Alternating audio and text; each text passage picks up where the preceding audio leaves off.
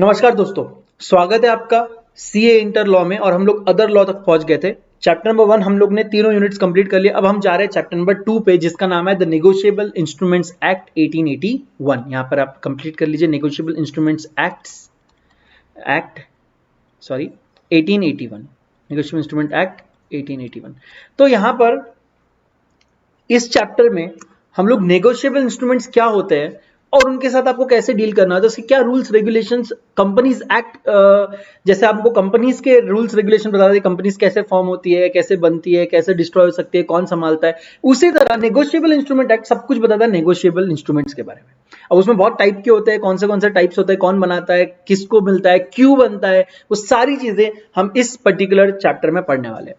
तो बेसिकली जब भी आपके सामने नेगोशिएबल इंस्ट्रूमेंट एक्ट 1881 का जिक्र होगा, आपको हमेशा कुछ चीजें इंस्टेंटली याद आनी चाहिए। सबसे पहला कि नेगोशिएबल इंस्ट्रूमेंट क्या होता है और ये एक्ट उस इंस्ट्रूमेंट के बारे में क्या क्या बात करता है, मतलब कि उसको कौन बनाता है, कैसे बनाता है, उसके क्या कोई रूल्स है, कैसे उसको सेटिस्फाई किया जाता है, ये सारी चीजें हम लोग यहाँ पर देखने वाले हैं। तो पहले बेसिकली आपको मैं एक ब्रीफ देना चाहता हूँ कि इस एक्ट को बनाने का मेन रीजन क्या है। तो फर्ज कीजिए कि आपको कुछ प्रोडक्ट्स खरीदने हैं किसी बंदे से। तो आपके पास ऑप्शन क्या है, आप जाएंगे, प्रोडक्ट खरीदेंगे और उसके बदले उनको कैश करेंसी, गोल्ड कॉइन, अगर आप बहुत पुराने जमाने में देखें तो गोल्ड कॉइन्स, उस जमाने में मुद्रा उद्रा होती थी, वो आप दे के ज्यादा से ज्यादा उसको उस सामान आप लेकर घर आ सकते हो। सिंपल ट्रांजैक्शन, कोई टेंशन नहीं है। मैं बार्टर सिस्टम की बात नहीं कर रहा कि आपने गेहूं देकर चावल लिया, वो बात नहीं कर रहा हूं। मैं बोल रहा हूं आपके पास कॉइन्स है, ठीक है, लेकिन आपको क्या चाहिए, आपको सपोज आप you want to buy some 5 kilo of wheat, but उसके लिए आपको अभी कैश देना है, कैश इन द सेंस वो मुद्रा देनी है, तो आप वो देंगे, ले लेंगे। सपोज आपको 5 किलो नहीं 15 किलो गेहूं खरीदना है, फिर से आप कैश देंगे, ले लेंगे। सपोज आपको 15 नहीं 1000 किलो खरीदना है। अब आप बोलेंगे सर इतना गेहूं का करेंगे क्या, आप बेच सकते हो ना। Is it not right to buy and sell again? कोई प्रॉब्लम है इसमें? करते नहीं थे पहले लोग। अब यहां पे ना थोड़ी प्रॉब्लम आने लगी। प्रॉब्लम क्या आने लगी, यार 5 किलो तक सही था, 10 किलो तक था, 15 किलो, 20, 50 किलो, यार ये 1000 किलो गेहूं खरीदने कितनी सोने की मुद्रा या कितना मुझे करेंसी अपने पास स्टोर करके रखना पड़ेगा, उसको लेकर जाना पड़ेगा, मैं उसको दूंगा, वो गिनेगा बैठ के उसको, और उसके बाद वो सेंड करेगा, और इसका कोई प्रूफ भी अपने पास बन नहीं रहा है। तो ये सारी चीजें, और बड़े बिजनेसेस में ये बहुत प्रॉब्लम होने लगा, बिकॉज जैसे जैसे आप क्वांटिटी और अमाउंट बढ़ रहा था, मतलब पेमेंट का अमाउंट बढ़ रहा था, वैसे वैसे ये प्रॉब्लम ज्यादा क्रिएट हो रही थी। तो सबको लगा कि नहीं यार, there has to be some way out for this. तो इसीलिए एक नेगोशिएबल इंस्ट्रूमेंट का एक नया जन्म हुआ। और यहां पर सबसे बेसिक एग्जांपल अगर आपको मैं अभी इस करंट सिनेरियो में बात करते हैं अगर, तो सबसे बेसिक एग्जांपल ले लो यार, चेक। अब यार ये जो चेक है, ये कितना इजी हो गया यार। तो मतलब अगर अभी तुमको एक फ्लैट भी खरीदना है, मतलब बहुत बड़ा एक बंगला खरीदना है, या तुमको एक छोटा सा टीवी खरीदना है, anything can be paid by cheque. मतलब आपको एक लूज लीफ कैरी करना है इतना सा, and any amount you fill in that particular cheque, वो पे हो जाएगा। तो ये कितना यूजफुल हो सकता है एक नेगोशिएबल इंस्ट्रूमेंट। अभी वो देखेंगे कैसे चेक नेगोशिएबल इंस्ट्रूमेंट है, क्यों है, वो सब हम देखेंगे। मैं आपको एक जनरल आइडिया के लिए दे रहा हूं कि हर जगह इतनी करेंसी ले जाना पॉसिबल नहीं है, तो वहां पर नेगोशिएबल इंस्ट्रूमेंट्स काम आता है। फिर लेना देना भी बहुत ज्यादा इजी हो जाता है। सपोज फॉर एग्जाम्पल ए ने कुछ प्रोडक्ट्स खरीदे बी से, ठीक है, और बी ने कुछ प्रोडक्ट्स खरीदे सी से। तो बी यहां पर डायरेक्टली ए को बोलता है कि भाई rather than making me the payment, मुझे सी को कुछ पेमेंट करना था, आप डायरेक्टली सी को ये पेमेंट कर दो। भाई ये भी नेगोशिएट कर लिया उसने, मतलब ये ट्रांसफर हो गया ना। जो पैसा बी को मिलने वाला था ए से, वो डायरेक्टली सी को मिल गया। उससे क्या हुआ, बी ने अपनी दोनों ट्रांजैक्शन सेटअप कर लिए। एक से लेना और दूसरे को देना था, उसने डायरेक्टली दोनों को मिला लिया, एंड हो गया, ठीक है। तो ये देख रहे हो, इसलिए बिजनेस बहुत स्मूथ फंक्शनिंग होने लग गया। तो अभी हम लोग बेसिकली पढ़ते हैं कि इंस्ट्रूमेंट, नेगोशिएबल इंस्ट्रूमेंट 1881 का बैकग्राउंड क्या है, किस किस को ये अप्लाई होता है। तो पहले, सबसे पहले इंट्रोडक्शन में देखो, the law relating to negotiable instrument is the law of commercial world. ये तो सिंपल आपको अभी तक एग्जांपल्स में समझ गया कि ये सिर्फ और सिर्फ कॉमर्स और कमर्शियल वर्ल्ड से रिलेटेड है। which was enacted to facilitate the activities in trade and commerce, making provisions of giving sanctity to the instruments of credit which could be deemed to be convertible into money and easily passable from one person to another. तो जब मैंने अगर ए से कुछ product खरीदे हैं, तो मुझे उसको ए को पेमेंट करनी है। यहां हमारे एग्जांपल में हमने सी से कुछ प्रोडक्ट खरीदे, हम बी के इंटेंशन से देख रहे हैं, बी ने सी से कुछ प्रोडक्ट्स खरीदे थे, तो उसको पैसे देने थे। एट द सेम टाइम उसने ए को कुछ प्रोडक्ट्स बेचे थे और उससे उसको पैसे लेने थे। अब उसने क्या किया, जो क्रेडिट है उसका कि उसको पैसे लेने हैं, उसने ये ट्रांसफर कर दिया किसको, अपने क्रेडिटर को। उसने अपने क्रेडिट मतलब जिसको उसने पैसे देने थे सी को, उसने जिससे उसको पैसे लेने थे उसका कांटेक्ट दे दिया, और ये लेना देना अब उसको बीच में बैठ के करना ही नहीं पड़ा, डायरेक्टली वो पार्टीज आपस में जाके मिलके वो पेमेंट कर लिया और इसका ट्रांजैक्शन कंप्लीट हो गया। तो बेसिकली इतना आसान हो सकता है फैसिलिटेट करना ट्रेड और commerce in the economy. In the absence of such instrument, अब ये देखना बहुत जरूरी है कि अगर ऐसे इंस्ट्रूमेंट नहीं होते तो trade and commerce activities were likely to be adversely affected as it was not practicable for trading community to carry on with it in the bulk the currency in force. अब हम सोचो ना, अरे आपको अगर प्रॉपर्टी खरीदना है, कितनी मतलब क्या अभी पूरा बैल बंडी भर के लेकर जाओगे, या मतलब पूरी आप एक जीप हायर किया, पूरा जीप में पैसा भर के लेके जा रहे हैं, क्यों, तो वो यार प्रॉपर्टी खरीदनी है। तो रिस्क देखो कितना रिस्क बढ़ जाता है, एट द सेम टाइम कितना रिस्क बढ़ जाता है। तो वो सारी चीजों को सॉल्व करने के लिए नेगोशिएबल इंस्ट्रूमेंट का जन्म हुआ, ताकि चीजें इजी हो, और अगर बीच में कुछ ऐसा अनहोनी भी होता है तो negotiable instrument can be cancelled as well. तो चोरी भी हो गया तो हम अपना पैसा बचा सकते हैं। तो इतनी सारी चीजें हैं। The source of Indian law relating to such instrument is admittedly the English company law. जब मैं आपको ये पूरा हमारा क्लास स्टार्ट हुआ था, डे 1 पे मैंने आपको बेसिक्स बताए थे कि देखो इंडिया इंडिपेंडेंस के पहले भी इंडिया में लॉस थे, ठीक है, बट देन अपने खुद के नहीं थे। हम लोग क्या करते थे, इंग्लिश लॉस को फॉलो करते थे, because they were much advanced in economy wise compare to us. तो हम लोगों ने क्या किया, we have just adopted some good points या good laws, good things from them. जैसा कंपनीज एक्ट, हमारा कंपनीज एक्ट पूरा का पूरा हमने अपने दिमाग से बैठ के नहीं लिखा है, हमने इंग्लिश कंपनी लॉ को उसको पहले फॉलो किया, उसमें से जब इंडिपेंडेंस के बाद धीरे धीरे धीरे कुछ चीजें हमने कट आउट करी, कुछ चीजें ऐड की, और उसके बाद हमने कंटिन्यूअसली अपग्रेड करते करते आज हम कंपनीज एक्ट यहां तक पहुंच गए, और अभी भी उसमें अपडेट चालू है, अभी भी अमेंडमेंट आती है, अभी भी उसमें हम उसको चेंजेस करते जा रहे हैं। तो ये इसी तरह नेगोशिएबल इंस्ट्रूमेंट एक्ट भी हमने, जो ब्रिटिशर्स का नेगोशिएबल इंस्ट्रूमेंट एक्ट था, वहां से हमने अडॉप्ट किया था और वहां से हमने उसको अपने इसमें अप्लाई किया था, ठीक है। तो इंग्लिश कॉमन लॉ से हमने इसको लिया था। The main objective of the act is to legalise the system of which instruments contemplated by it could pass from hand to hand by negotiations like any other goods. तो ऐसा नहीं है कि सर ये एक्ट आने के पहले negotiable instrument नहीं थे, ये आप दिमाग से निकाल दो।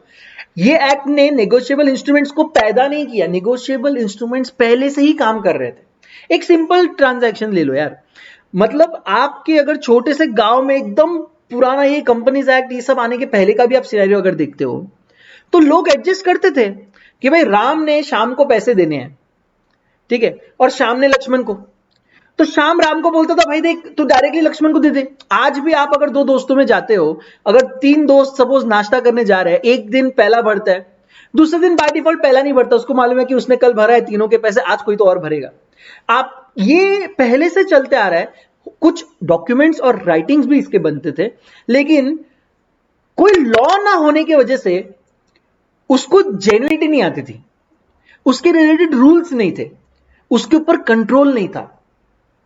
नेगोशिएबल इंस्ट्रूमेंट आने के बाद वो चीज अब कंट्रोल में, कंट्रोल्ड मैनर में होने लगी, ताकि एक स्टैंडर्डाइजेशन जिसकी हम बात करते, कोई भी एक्ट, जैसे कंपनीज एक्ट के भी पहले, ऐसा नहीं कि कंपनीज एक्ट आने के पहले लोग बिजनेस करते ही नहीं थे, करते थे, बट उन्होंने बिजनेस करने के तरीके को धीरे धीरे धीरे करके कंट्रोल में लाया। आज हम जो इतने सारे लॉ पढ़ रहे हैं, क्यों पढ़ रहे हैं, क्योंकि धीरे धीरे धीरे धीरे हमने उसको स्टैंडर्डाइज करके एक कॉमन इसमें लेकर आ गए वर्च्यू में, ताकि चीटिंग किसी के साथ ना हो, गलत किसी के साथ ना हो।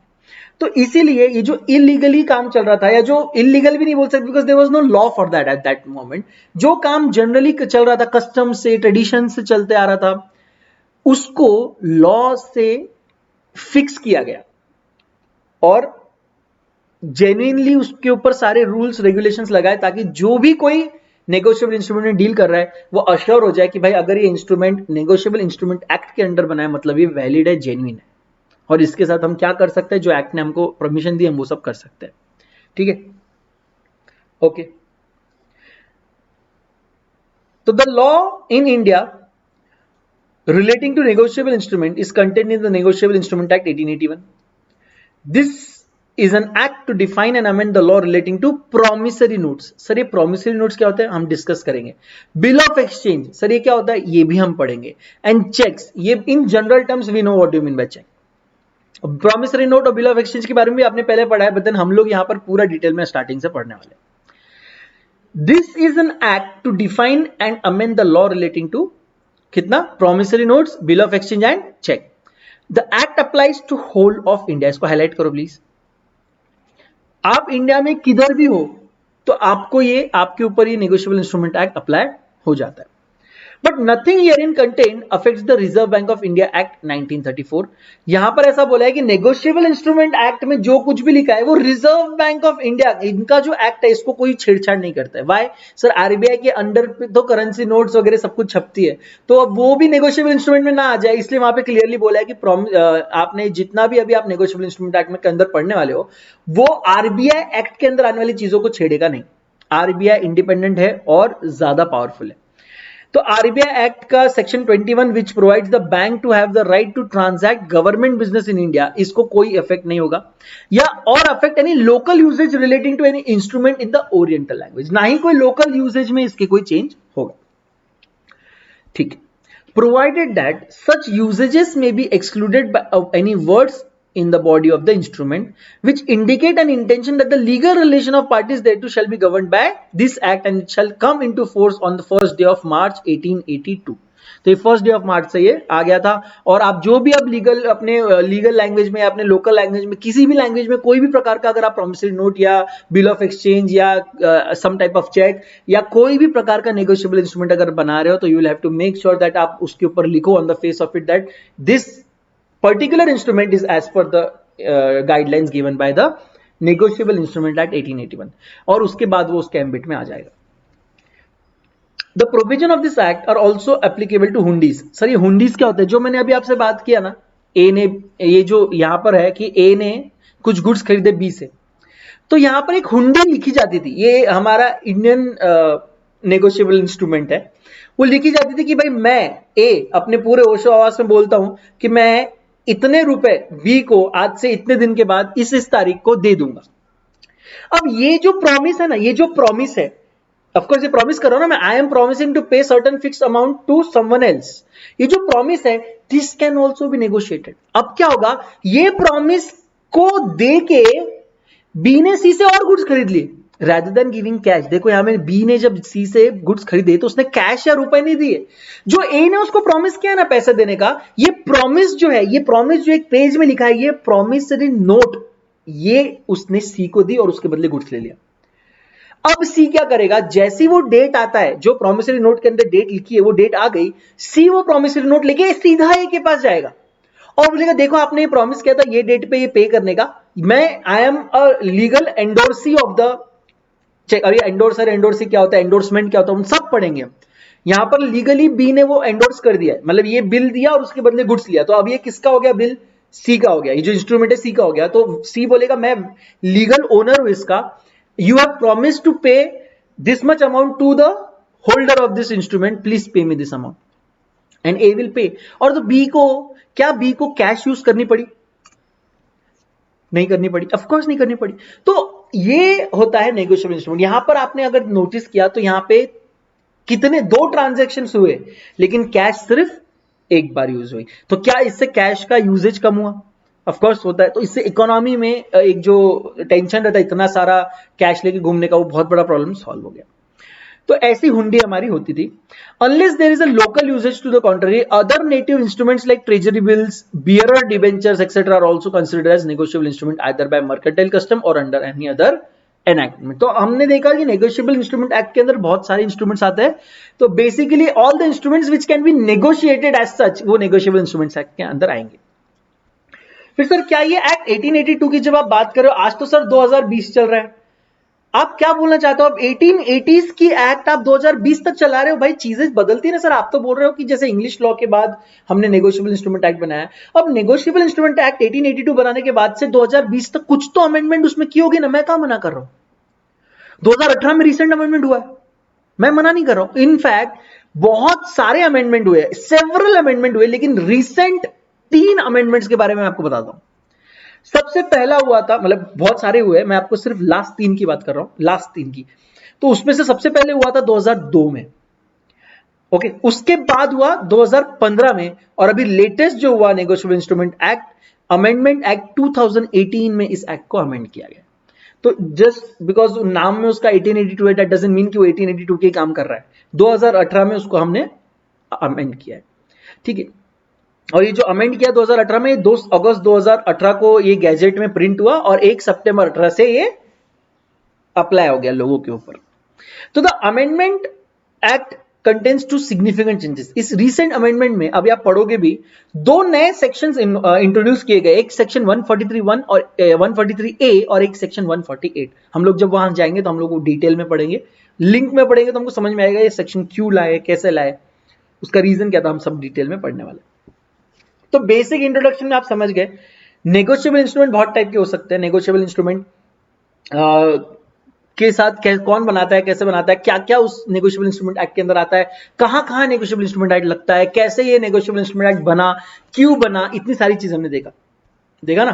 क्यों बना, तो भाई जनरल ये कमर्शियल वर्ल्ड को हेल्प करने, इकोनॉमी को हेल्प करने ये बना। इसका मेन ऑब्जेक्टिव क्या था, to legalise the system of by which instruments are traded or endorse among the people. फिर इसके बाद नेगोशिएबल इंस्ट्रूमेंट कॉमन लॉ से बना था, ब्रिटिश कॉमन लॉ से, लेकिन उसके बाद हमने उसको सेवरल अमेंडमेंट किया। रिसेंट 3 अमेंडमेंट 2002, 2015, 2018 में किया। उसमें 2018 के अमेंडमेंट में 143A और 148 नए 2 सेक्शंस लाए। फिर हमने और देखा कि cheque, promissory note, bill of exchange, ये सारी चीजें आती है नेगोशिएबल इंस्ट्रूमेंट एक्ट के अंदर, ये हम लोग कभी पढ़ने वाले हैं। और हमने देखा कि ये होल ऑफ इंडिया पे अप्लाई होता है, ठीक है। अब इसका एक इंट्रोडक्शन के बाद अब हम लोग थोड़ा एंटर करते हैं one by one, step at A time. थोड़ा टेक्निकली हम देख लेते हैं कि ये क्या होता है। सबसे पहला जो इसका नाम है नेगोशिएबल इंस्ट्रूमेंट, इसको थोड़ा डिटेल में देखते हैं। What do you mean bye negotiable instrument? Negotiable instrument होता क्या है? तो basically any instrument which is freely transferable from one person to another by mere delivery or by endorsement and delivery. The property in such instrument passes to a bona fide transferee for a value. तो बोल रहे हैं कि negotiable instrument बोल तो ऐसा instrument, ठीक है, विच is freely transferable. Freely transferable यानी उस पर कोई रोक नहीं है। आप ए चाहे तो वो बी को दे सकता है, सी को दे सकता है, डी को दे सकता है, किसी को दे ना दे, उसके ऊपर टोटली जो होल्डर ऑफ द इंस्ट्रूमेंट है, it is up to him whether he wants to endorse it to someone else और he wants to keep it with himself. ये फ्रीली ट्रांसफरेबल है, कोई इसको मना नहीं करेगा। सपोज मैं अगर बेस्ट पार्ट बताता हूं आपको, सपोज मैं अगर कहीं जा रहा हूं कोई शॉप में, और मैं उसको बोलता हूं कि yes I want to buy this but I will pay you through cheque, he cannot say no. Why? Because ये freely transferable है। वो चेक मेरा लेगा, वो चाहे तो उसको क्लियर करे या तो किसी और को एंडोर्स भी कर सकता है, ठीक है। अभी same bill of exchange, promissory note और इनके साथ होता है।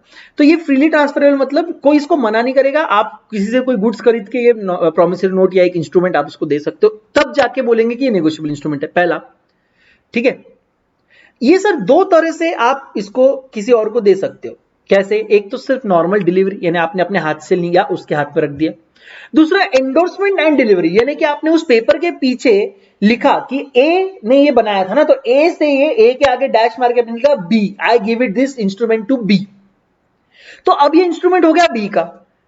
बी इसके पीछे वापस लिख रहा है बी के आगे डैश मार के सी, यानी इट मींस कि B has not endorse this particular instrument to C. अब ये किसके पास होना चाहिए? सी के पास। तो बी सिर्फ एंडोर्समेंट करना काफी नहीं, आपको एंडोर्समेंट के साथ क्या करना पड़ेगा? सी को डिलीवर करना पड़ेगा। सी चाहे तो उसको फिर पलट के सी के बाद लिख सकता है डी, फिर सी उसको हैंड ओवर करेगा डी को। अब इसका ओनर कौन है? डी। और अब जिसने भी ये पेमेंट का प्रॉमिस किया था, डी उसके पास जाके पेमेंट ले सकता है। ऐसा आप कितनी बार भी, आप चाहे तो 1 लाख बार भी उसको ट्रांसफर कर दो, 10 लाख बार ट्रांसफर करो, there is no limit on number of times you can transfer negotiable instrument. Is that clear? तो ये होता है basically negotiable instrument, any instrument, any promise. Actually ये इंस्ट्रूमेंट भी क्या होता है हम लोग डिटेल में देखेंगे नेगोशिएबल इंस्ट्रूमेंट के बारे में, क्योंकि क्या है, the problem is this act does not define negotiable instrument. To be, let me just tell you this act, negotiable instrument act जो है does not define negotiable instrument, लेकिन सेक्शन 13 बोलता है only 3 kinds of negotiable instruments, namely bill of exchange, promissory note and cheques ठीक है, payable either by order or bearer, ये इनको बोलते हैं नेगोशिएबल इंस्ट्रूमेंट, ये सब उसने क्लियरली बोल दिया।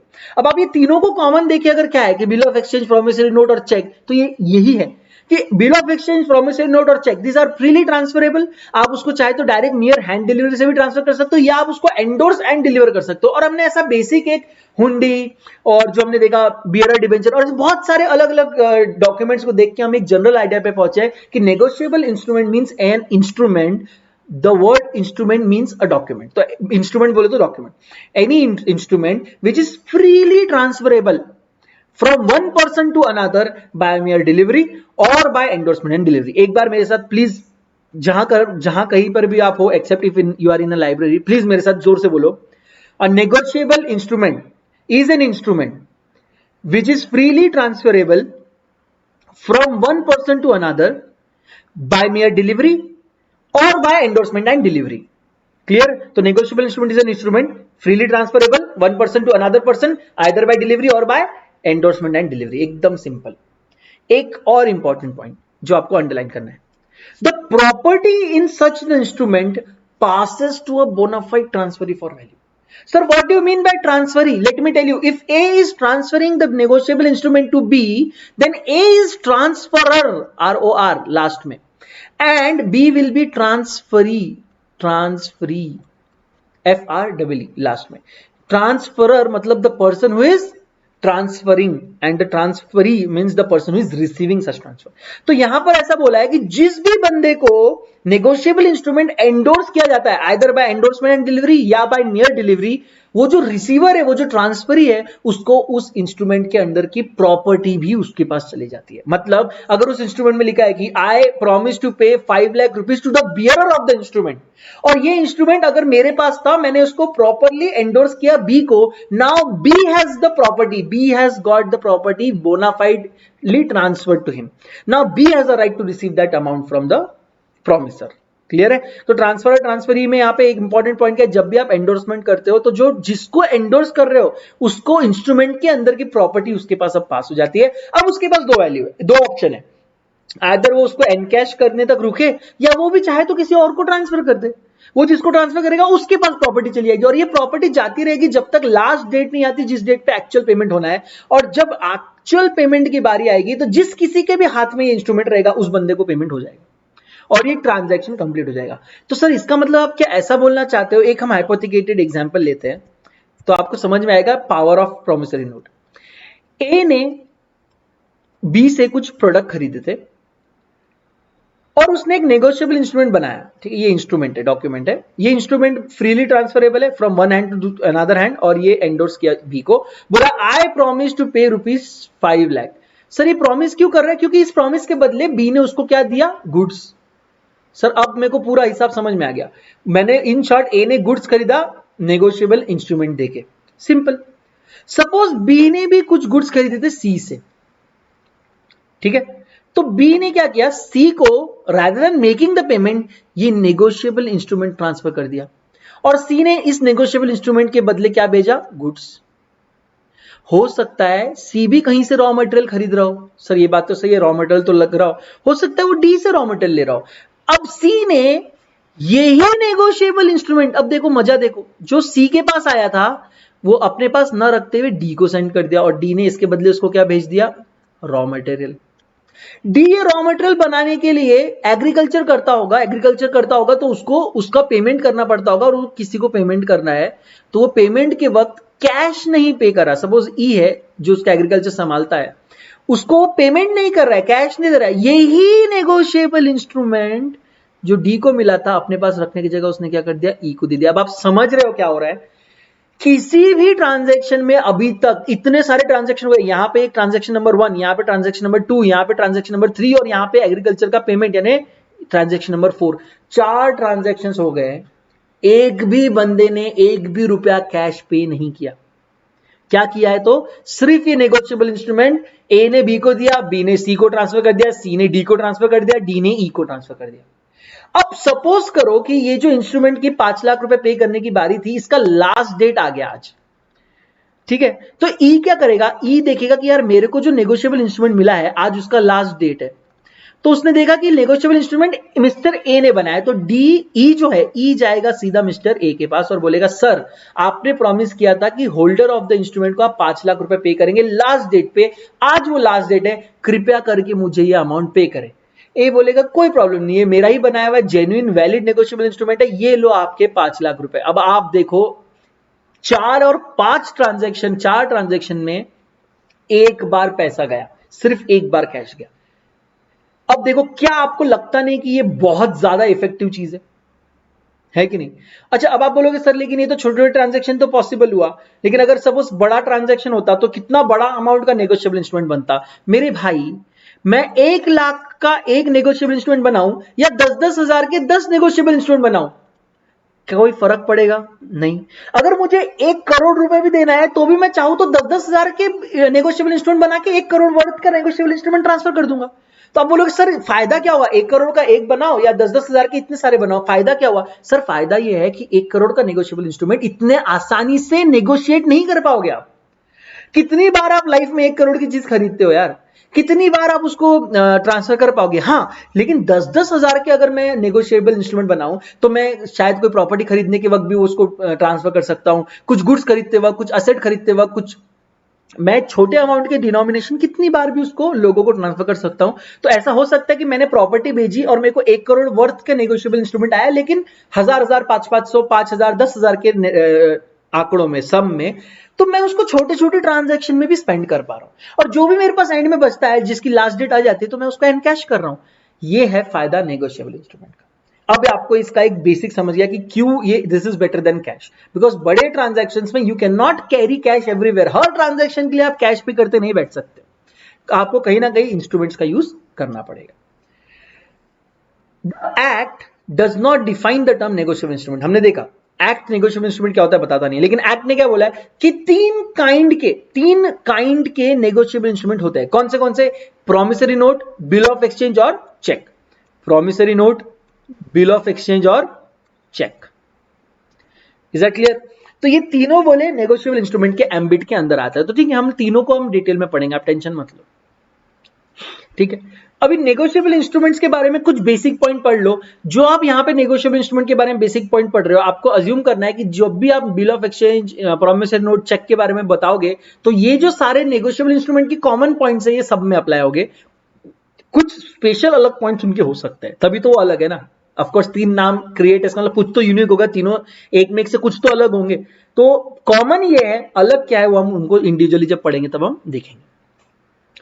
तो सबसे पहले कुछ common points. A negotiable instrument is payable to order. इसका मतलब अगर ए ने बोला था कि I will pay this, I am creating a negotiable instrument that I will pay a sum of money to B, तो दिस आपको यहां पे टू बी के आगे एक और वर्ड ऐड करना पड़ेगा, और his order.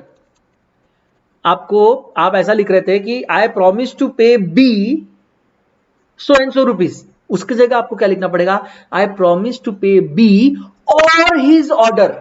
Sir what do mean by or his order? अगर बी ने इसको फर्दर नेगोशिएट किया, या नेगोशिएट करना मींस यहां पर हमारे इस चैप्टर के अंदर होता है ट्रांसफर करना, इसको अगर फर्दर एंडोर्स किया सी को, तो सी विल बी बीज ऑर्डर। समझे क्या? बी ने ऑर्डर किया है, बी क्या ऑर्डर कर रहा है ए को कि पे दिस टू बी, ठीक है। लेकिन अब चाहे तो सी और ऑर्डर कर सकता है, डी और ऑर्डर कर सकता है E, it can go on and on unlimited. जो भी लास्ट डेट में होल्डर रहेगा उसको ए पेमेंट कर देगा। तो आपको एक और क्या चीज याद रखनी है कि it is negotiable instrument is payable to a person or his order when it is expressed to be so payable, when it is expressed to be payable to a specified person and does not contain words prohibiting its transfer, that is it is transferable by endorsement and delivery। अगर यहां पे ऐसा लिखा है कि I am A is promising to pay ₹5 lakhs to B, लेकिन कहीं ऐसा नहीं लिखा है कि ओनली बी, ऐसा नहीं लिखा है, बोला है कि बी को दूंगा, तो बी के पास पावर है इसको फर्दर एंडोर्स करने का। Is that clear? ठीक है। A negotiable instrument is payable to bearer. अब देखो सर ये है ना बात। अब there are 2 things to keep in mind, payable to order और पेएबल टू बियरर। इसमें आपको आज एकदम अच्छे से डिफरेंस समझ लेना है, बिकॉज ये बार बार कंफ्यूज करना वाला पॉइंट है। मैं नहीं चाहता इसमें कंफ्यूज, बिकॉज ये बहुत बेसिक स्टेप्स है।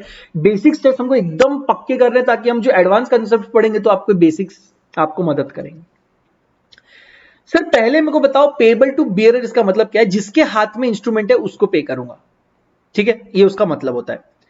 तो यहां पर इसका मतलब ये है कि when it is express to be so payable to pay to bearer, मतलब ए इज प्रॉमिसिंग क्या, I will pay to bearer, क्या बोला उसने, पे टू बियरर, लेकिन उसके क्या ऐसा बोला क्या, पे टू बी और हिज ऑर्डर, नहीं, क्या बोला, पे टू बियरर, मतलब जिस किसी के हाथ में ये इंस्ट्रूमेंट दिख गया मेरे को, भाई वो चोरी से गया हो, चीटिंग से गया हो, किसी भी तरह गया हो, मेरे को जिस दिन पेमेंट करना है, जो बंदा ये इंस्ट्रूमेंट लेके मेरे पास आएगा मैं उसको पेमेंट कर दूंगा। मैं उसको नहीं पूछूंगा कि भाई तेरे पास ये कैसे आया, तूने कहीं चोरी तो नहीं की, तूने क्या वैलिडली जेन्युइनली ये मिला है तेरे को या नहीं मिला है, नो।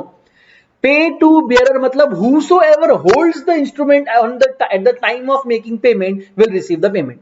लेकिन सर bearer और ऑर्डर में ऐसा नहीं हो रहा। आप bearer और ऑर्डर में मेरा ये डायग्राम देखेंगे तो ये आपको समझेगा कि ए ने बोला कि मैं बी या उसके ऑर्डर को दूंगा, बी ने बोला कि मुझे नहीं चाहिए, मेरा ऑर्डर है सी, सी ने बोला कि नहीं मुझे भी नहीं चाहिए, मेरा ऑर्डर है डी, डी ने बोला मुझे भी नहीं चाहिए, मेरा ऑर्डर है ई। जब तक ये ऑर्डर चलते रहेंगे ना, आपको एक नाम हमेशा उसको बताते रहना है कि बी ने नाम बताया सी का, सी ने नाम बताया डी का, डी ने नाम बताया ई का, ई में भी बता सकता है एफ का, लेकिन कभी भी ऐसा बियरर को नहीं आ रहा है। यानी अगर एफ का नाम लास्ट लिखा है, अब आप एकदम लॉजिकली देखो, एफ का नाम अगर लास्ट लिखा है और सपोज एक्स जो है मिस्टर एक्स, उसने ये नेगोशिएबल इंस्ट्रूमेंट चुराया और पेमेंट के लिए आया ए के पास, ए बोलेगा क्या आपका नाम एफ है, एक्स बोलेगा नो, तो बोलेगा मैं आपको पेमेंट नहीं करूंगा, I can only make payment to F because this is not a bearer document, this is payable to order document. मतलब अगर एक्स प्रूव नहीं कर पाया कि एफ ने उसको ये वैलिडली ट्रांसफर किया है, तो X is not suppose to receive a payment because this is not a bearer instrument. लेकिन let us take the same example in case of payable to bearer. अगर ए ने बोला I will pay to bearer, अब ये अगर पे to bearer ए से, ए ने दिया था बी को, बी ने दिया था सी को, डी फिर ई, और ई से चोरी किया है एक्स ने, क्या किया है, चोरी किया है एक्स ने, और at the time of making payment x आया ए के पास, ये इंस्ट्रूमेंट लेकर बोलता है मुझे पेमेंट कर दो, A will make the payment because A is not suppose to inquire about the endorsement. क्या देखना है आपको, यहां पर देखो लास्ट में लिखा है व्हेन द ओनली और लास्ट एंडोर्समेंट, ये आपको अभी नहीं समझेगा ये ओनली और लास्ट एंडोर्समेंट, जब मैं आपको थोड़ा आगे एक नेगोशिएबल इंस्ट्रूमेंट दिखाऊंगा ना, तब आपको समझेगा कि ये लास्ट एंडोर्समेंट ओनली एंडोर्समेंट क्या होता है। On the instrument is endorsed in blank, तो ये दो केसेस में आप बियरर इंस्ट्रूमेंट रखते हो, मैं उसको एक 2 मिनट में समझाता हूं, पहले मैं इसको कंप्लीट कर लेता हूं। अगर ये पे टू बियरर है तो मिस्टर एक्स ने भले ही चोरी करके क्यों ना लाया हो वाई से, मिस्टर ए उसको डायरेक्टली पेमेंट कर देगा। तो आप मुझे बताओ कौन सा ज्यादा सेफ है, कौन सा ज्यादा सेफ, पे टू ऑर्डर सेफ है या पे टू बियरर सेफ है? ऑफ कोर्स सर पे टू ऑर्डर सेफ है। जब आप किसी का नाम लिख के एंडोर्स करते हो तो वो अगर चोरी भी हो जाता है तो जिस बंदे को मिलता है वो उसको मिसयूज नहीं कर सकता, यही तो सेफ्टी है ना सर। अब आपको अगर मैं एक सिंपल शब्दों में ये दोनों का डिफरेंस समझाऊं ना, पे टू ऑर्डर और पे टू बियरर, क्या आपने चेक देखा है, देखा है? अगर चेक में ऐसा लिखा है अकाउंट पेई और यहां पे नाम लिखा है सपोज किसी बंदे का, अकाउंट पेई समझते हो, दो आपने चेक के ऊपर देखा होगा कि कॉर्नर में दो ऐसे लाइन मारते हैं लोग और उसके अंदर लिखते हैं अकाउंट पेई, अगर लाइन मार दी तो भी अकाउंट पेई हो जाता है, आपको उसके अंदर अकाउंट पेई लिखने की भी जरूरत नहीं है। इसको बोलते हैं, इसका मतलब ये होता है कि जिस बंदे का मैंने नाम लिखा है चेक पे, सपोज मैंने आदर्श का नाम लिखा है, तो आदर्श के ही नाम के अकाउंट में वो ट्रांसफर किया जा सकता है। लेकिन अगर मैं आपको ब्लैंक चेक पकड़ा दूं 1 लाख का, अगर मैं आपको ब्लैंक चेक पकड़ा दूं 1 लाख का, तो आप डायरेक्टली कैशियर के पास जाके उसको अपने अकाउंट में क्लियर कर सकते हो, कोई प्रॉब्लम है नहीं। इज दैट क्लियर, समझा? ये है डिफरेंस। सो ब्लैंक चेक क्या है, इट इज अ पे टू बेरर, कि जिसके हाथ में ब्लैंक, अब देखो ना, अगर आपका ब्लैंक चेक, अगर आपका चेक है उस पर साइन नीचे किया है, आपने उस पर अमाउंट नहीं लिखा, आपने उस पर पार्टी भी नहीं लिखा, अकाउंट पेएबल भी नहीं लिखा, सिर्फ साइन कर दिया है, तो मतलब आपकी पूरी जायजा, आपके बैंक अकाउंट का पूरा बैलेंस भी कोई भी बंदा उसमें अमाउंट डाल के अपना अपने नाम पे कर सकता है। तो ये जो ब्लैंक चेक है ना, अपने दिमाग में डालो, it is payable to bearer. जो भी वो ब्लैंक चेक लेके बैंकर के पास जाएगा उसको पेमेंट मिल जाएगा। लेकिन ये जो पेएबल टू ऑर्डर होता है ना, वो समझ लो अकाउंट पे ही चेक है, मतलब चेक के ऊपर आपने क्लियरली लिखा है कि मिस्टर आदर्श को ही जाएगा। अगर आप पूरा नाम लिखेंगे तो मिस्टर आदर्श एस जोशी, इसी को सर पेमेंट जाना चाहिए और किसी को पेमेंट नहीं जाना चाहिए, ये हो गया payable to order. Is that clear? Okay, तो दो कंसेप्ट अभी आपने अच्छे से समझिए, प्लीज इसमें कंफ्यूज मत होना। पे टू ऑर्डर मतलब क्लियरली क्या लिखा है कि it is express to be so payable to mister B और हिज ऑर्डर, या when it is expressed to be payable to a specified person and does not contain word prohibiting its transfer, मतलब अगर ऐसा लिखा है कि I promise to pay to B और his order, इसका मतलब you are not prohibiting B to endorse it further to someone else. तो ऐसा हो जाएगा कि बी को अगर चाहिए तो खुद रखे या वो किसी को भी दे दे, ठीक है। जो भी लास्ट में जिसका नाम लिखा रहेगा, जो भी लास्ट एंडोर्समेंट रहेगा, अब वो लास्ट एंडोर्समेंट क्या होता है वो भी मैं आपको बताता हूं, उसको वो पैसा मिल जाएगा। लेकिन पे टू बेयरर में ऐसा नहीं, जिसके हाथ में इंस्ट्रूमेंट है उसको पैसा मिल जाएगा। अब सर ये एंडोर्समेंट के बारे में आप हमको बताने वाले थे सर, ये लास्ट फर्स्ट एंडोर्समेंट हमको कुछ समझ में नहीं आ रहा है। Let me just check fast में, आप मेरा नेट चल रहा है क्या, तो मैं आपको एक नेगोशिएबल इंस्ट्रूमेंट दिखाता हूं।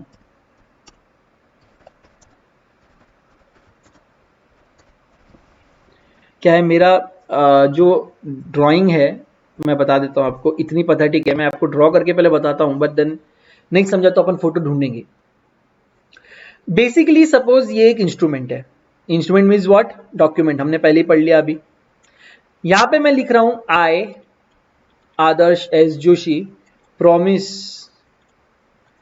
To pay ₹5 lakhs to B or his order on 10th September 2020, और मैंने यहां पे अपना साइन कर दिया।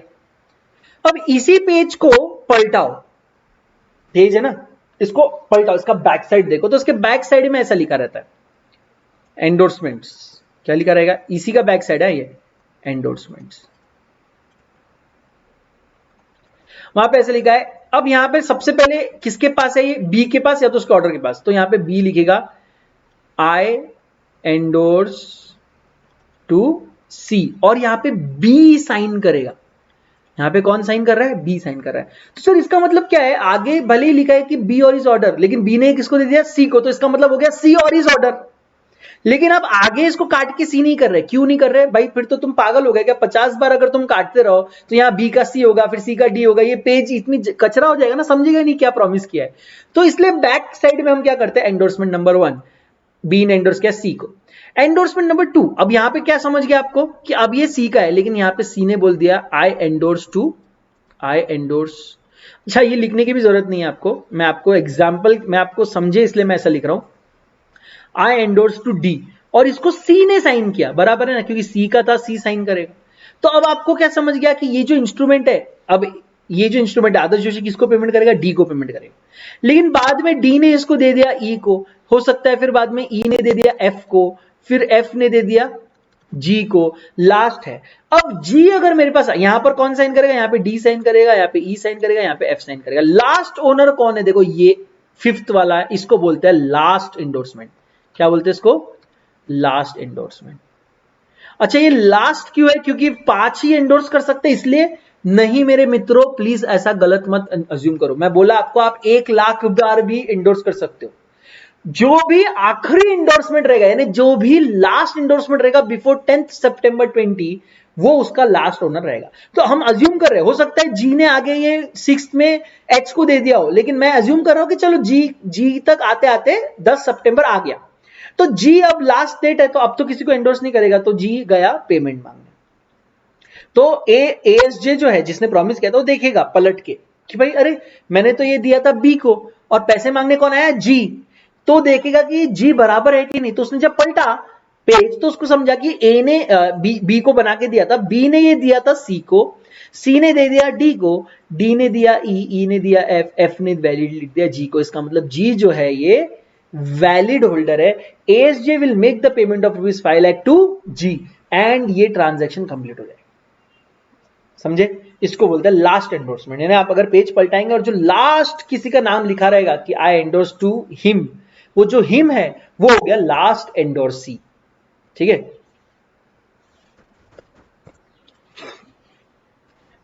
मैं इमेजेस में डायरेक्टली देख लेता हूं।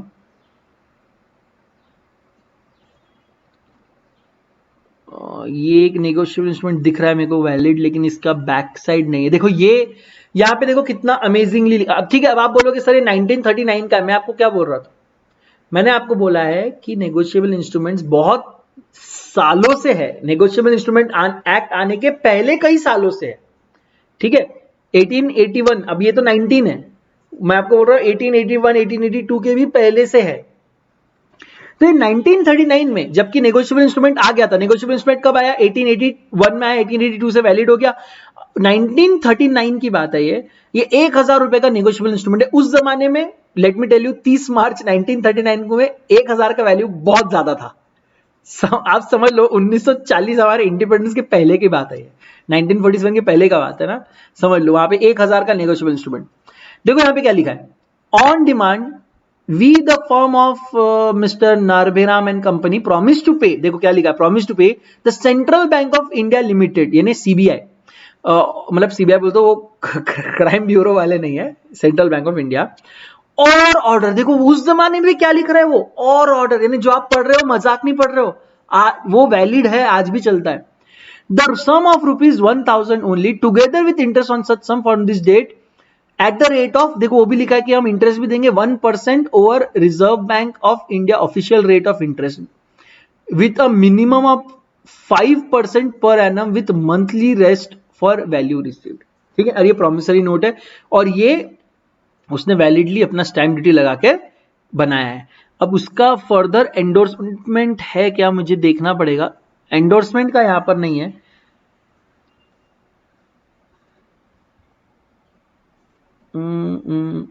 यहां पे देखो जब बिल ये पे हो जाता है तो पेड करके, यहां देखो ये दिख रहा है एंडोर्सी, तो यहां पे ऐसा रहता है कि एंडोर्स हियर, जो ऐसा बैक साइड में उसका ऐसा लिखा होता है, वहां पे आपको अपना जो भी जिसको भी आप एंडोर्स करना चाहते हो, देखो यहाँ पे आपने इसको एंडोर्स कर दिया, या आप ऐसा किसी और को एंडोर्स करके साइन कर सकते हो। देखो उसने क्या लिखा, pay to order of John Smith, or Jane dough ने साइन कर दिया। तो मतलब ये बेसिकली जेन डो को मिला था, लेकिन जेन डो ने क्या किया, उसको जॉन स्मिथ को सेंड कर दिया, एंडोर्स कर दिया, ट्रांसफर कर दिया, कोई भी उनका ट्रांजेक्शन रहा होगा।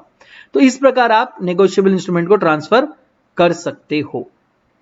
ठीक है, ये देखो ये नेगोशिएबल इंस्ट्रूमेंट कैसा है, आज ये 2001 का है, 10,000 का है, न्यू दिल्ली में, 5 months after date pay Tarun or his order a sum of ₹10,000। तो ये कौन बोल रहा है, ये समीर को दे रहा है, समीर ने एक्सेप्ट किया कि भाई ठीक है, समीर एक्सेप्ट कर रहा है कि वो तरुण को आज से 5 महीने के बाद 10,000 रुपए देगा।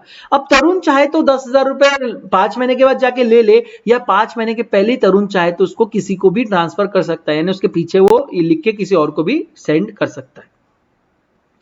ठीक है, तो आई होप आपको मैंने काफी सारे अभी एग्जांपल्स भी दिखा दिए, और मैंने एक घटिया सी मेरी ड्राइंग का भी यूज करके आपको बहुत अच्छे से ट्राई करके बता दिया है। तो नेगोशिएबल इंस्ट्रूमेंट एक्ट इस प्रकार के हो सकते हैं। ठीक है मेरे भाई लोग, चले के आगे, बहुत बहुत लंबी दूरी तय करनी है हमको। कुछ इसेंशियल एलिमेंट्स का भी आपको ख्याल रखना पड़ेगा, कुछ इसेंशियल एलिमेंट्स। तो अब आप मेरे को पहले तो एक चीज, पहले रिवीजन इज वेरी इंपॉर्टेंट, पहले एक चीज बताओ, कब मैं बोलूंगा कि ये पर्टिकुलर नेगोशिएबल इंस्ट्रूमेंट जो है वो पेएबल टू ऑर्डर है, और कब मैं बोल सकता हूं कि अरे नहीं ये पेएबल टू ऑर्डर नहीं, पे टू बेरर है, ये आप मेरे को बताओ। अगर मैं ऐसा लिख रहा हूं, I promise to pay B और ऑर्डर, जो भी सम ऑफ ₹5 लाख 5 मंथ्स के बाद, तो ये क्या हुआ, ये पे टू बेरर है या पे टू ऑर्डर है? सर ऑफ कोर्स इसमें तो लिखा ही है, ये है पे टू ऑर्डर। क्या है? पे टू ऑर्डर। ओके, या अगर मैं ऐसा लिखूं कि I promise to pay B, और ऑर्डर नहीं लिखा मैंने, और ऑर्डर नहीं लिखा, प्रॉमिस टू पे बी, लेकिन कहीं ऐसा भी नहीं लिखा है कि I promise to pay only B himself, तो भी ये पे टू ऑर्डर रहेगा। मतलब बी चाहे तो इसको एंडोर्स कर सकता है, मैंने ऐसा लिखा, मैंने और ऑर्डर ये वर्ड नहीं भी रहा ना, तो भी ये ऑर्डर रहेगा। क्यों? क्योंकि मैंने ऐसा लिखा ना, आई प्रॉमिस टू पे बी। अब भाई अगर आप इसको फ्रीली ट्रांसफरेबल नहीं रखोगे, अब मेरा एकदम ध्यान से लॉजिक सुनो, नहीं तो मैं घर में घुस के आऊंगा।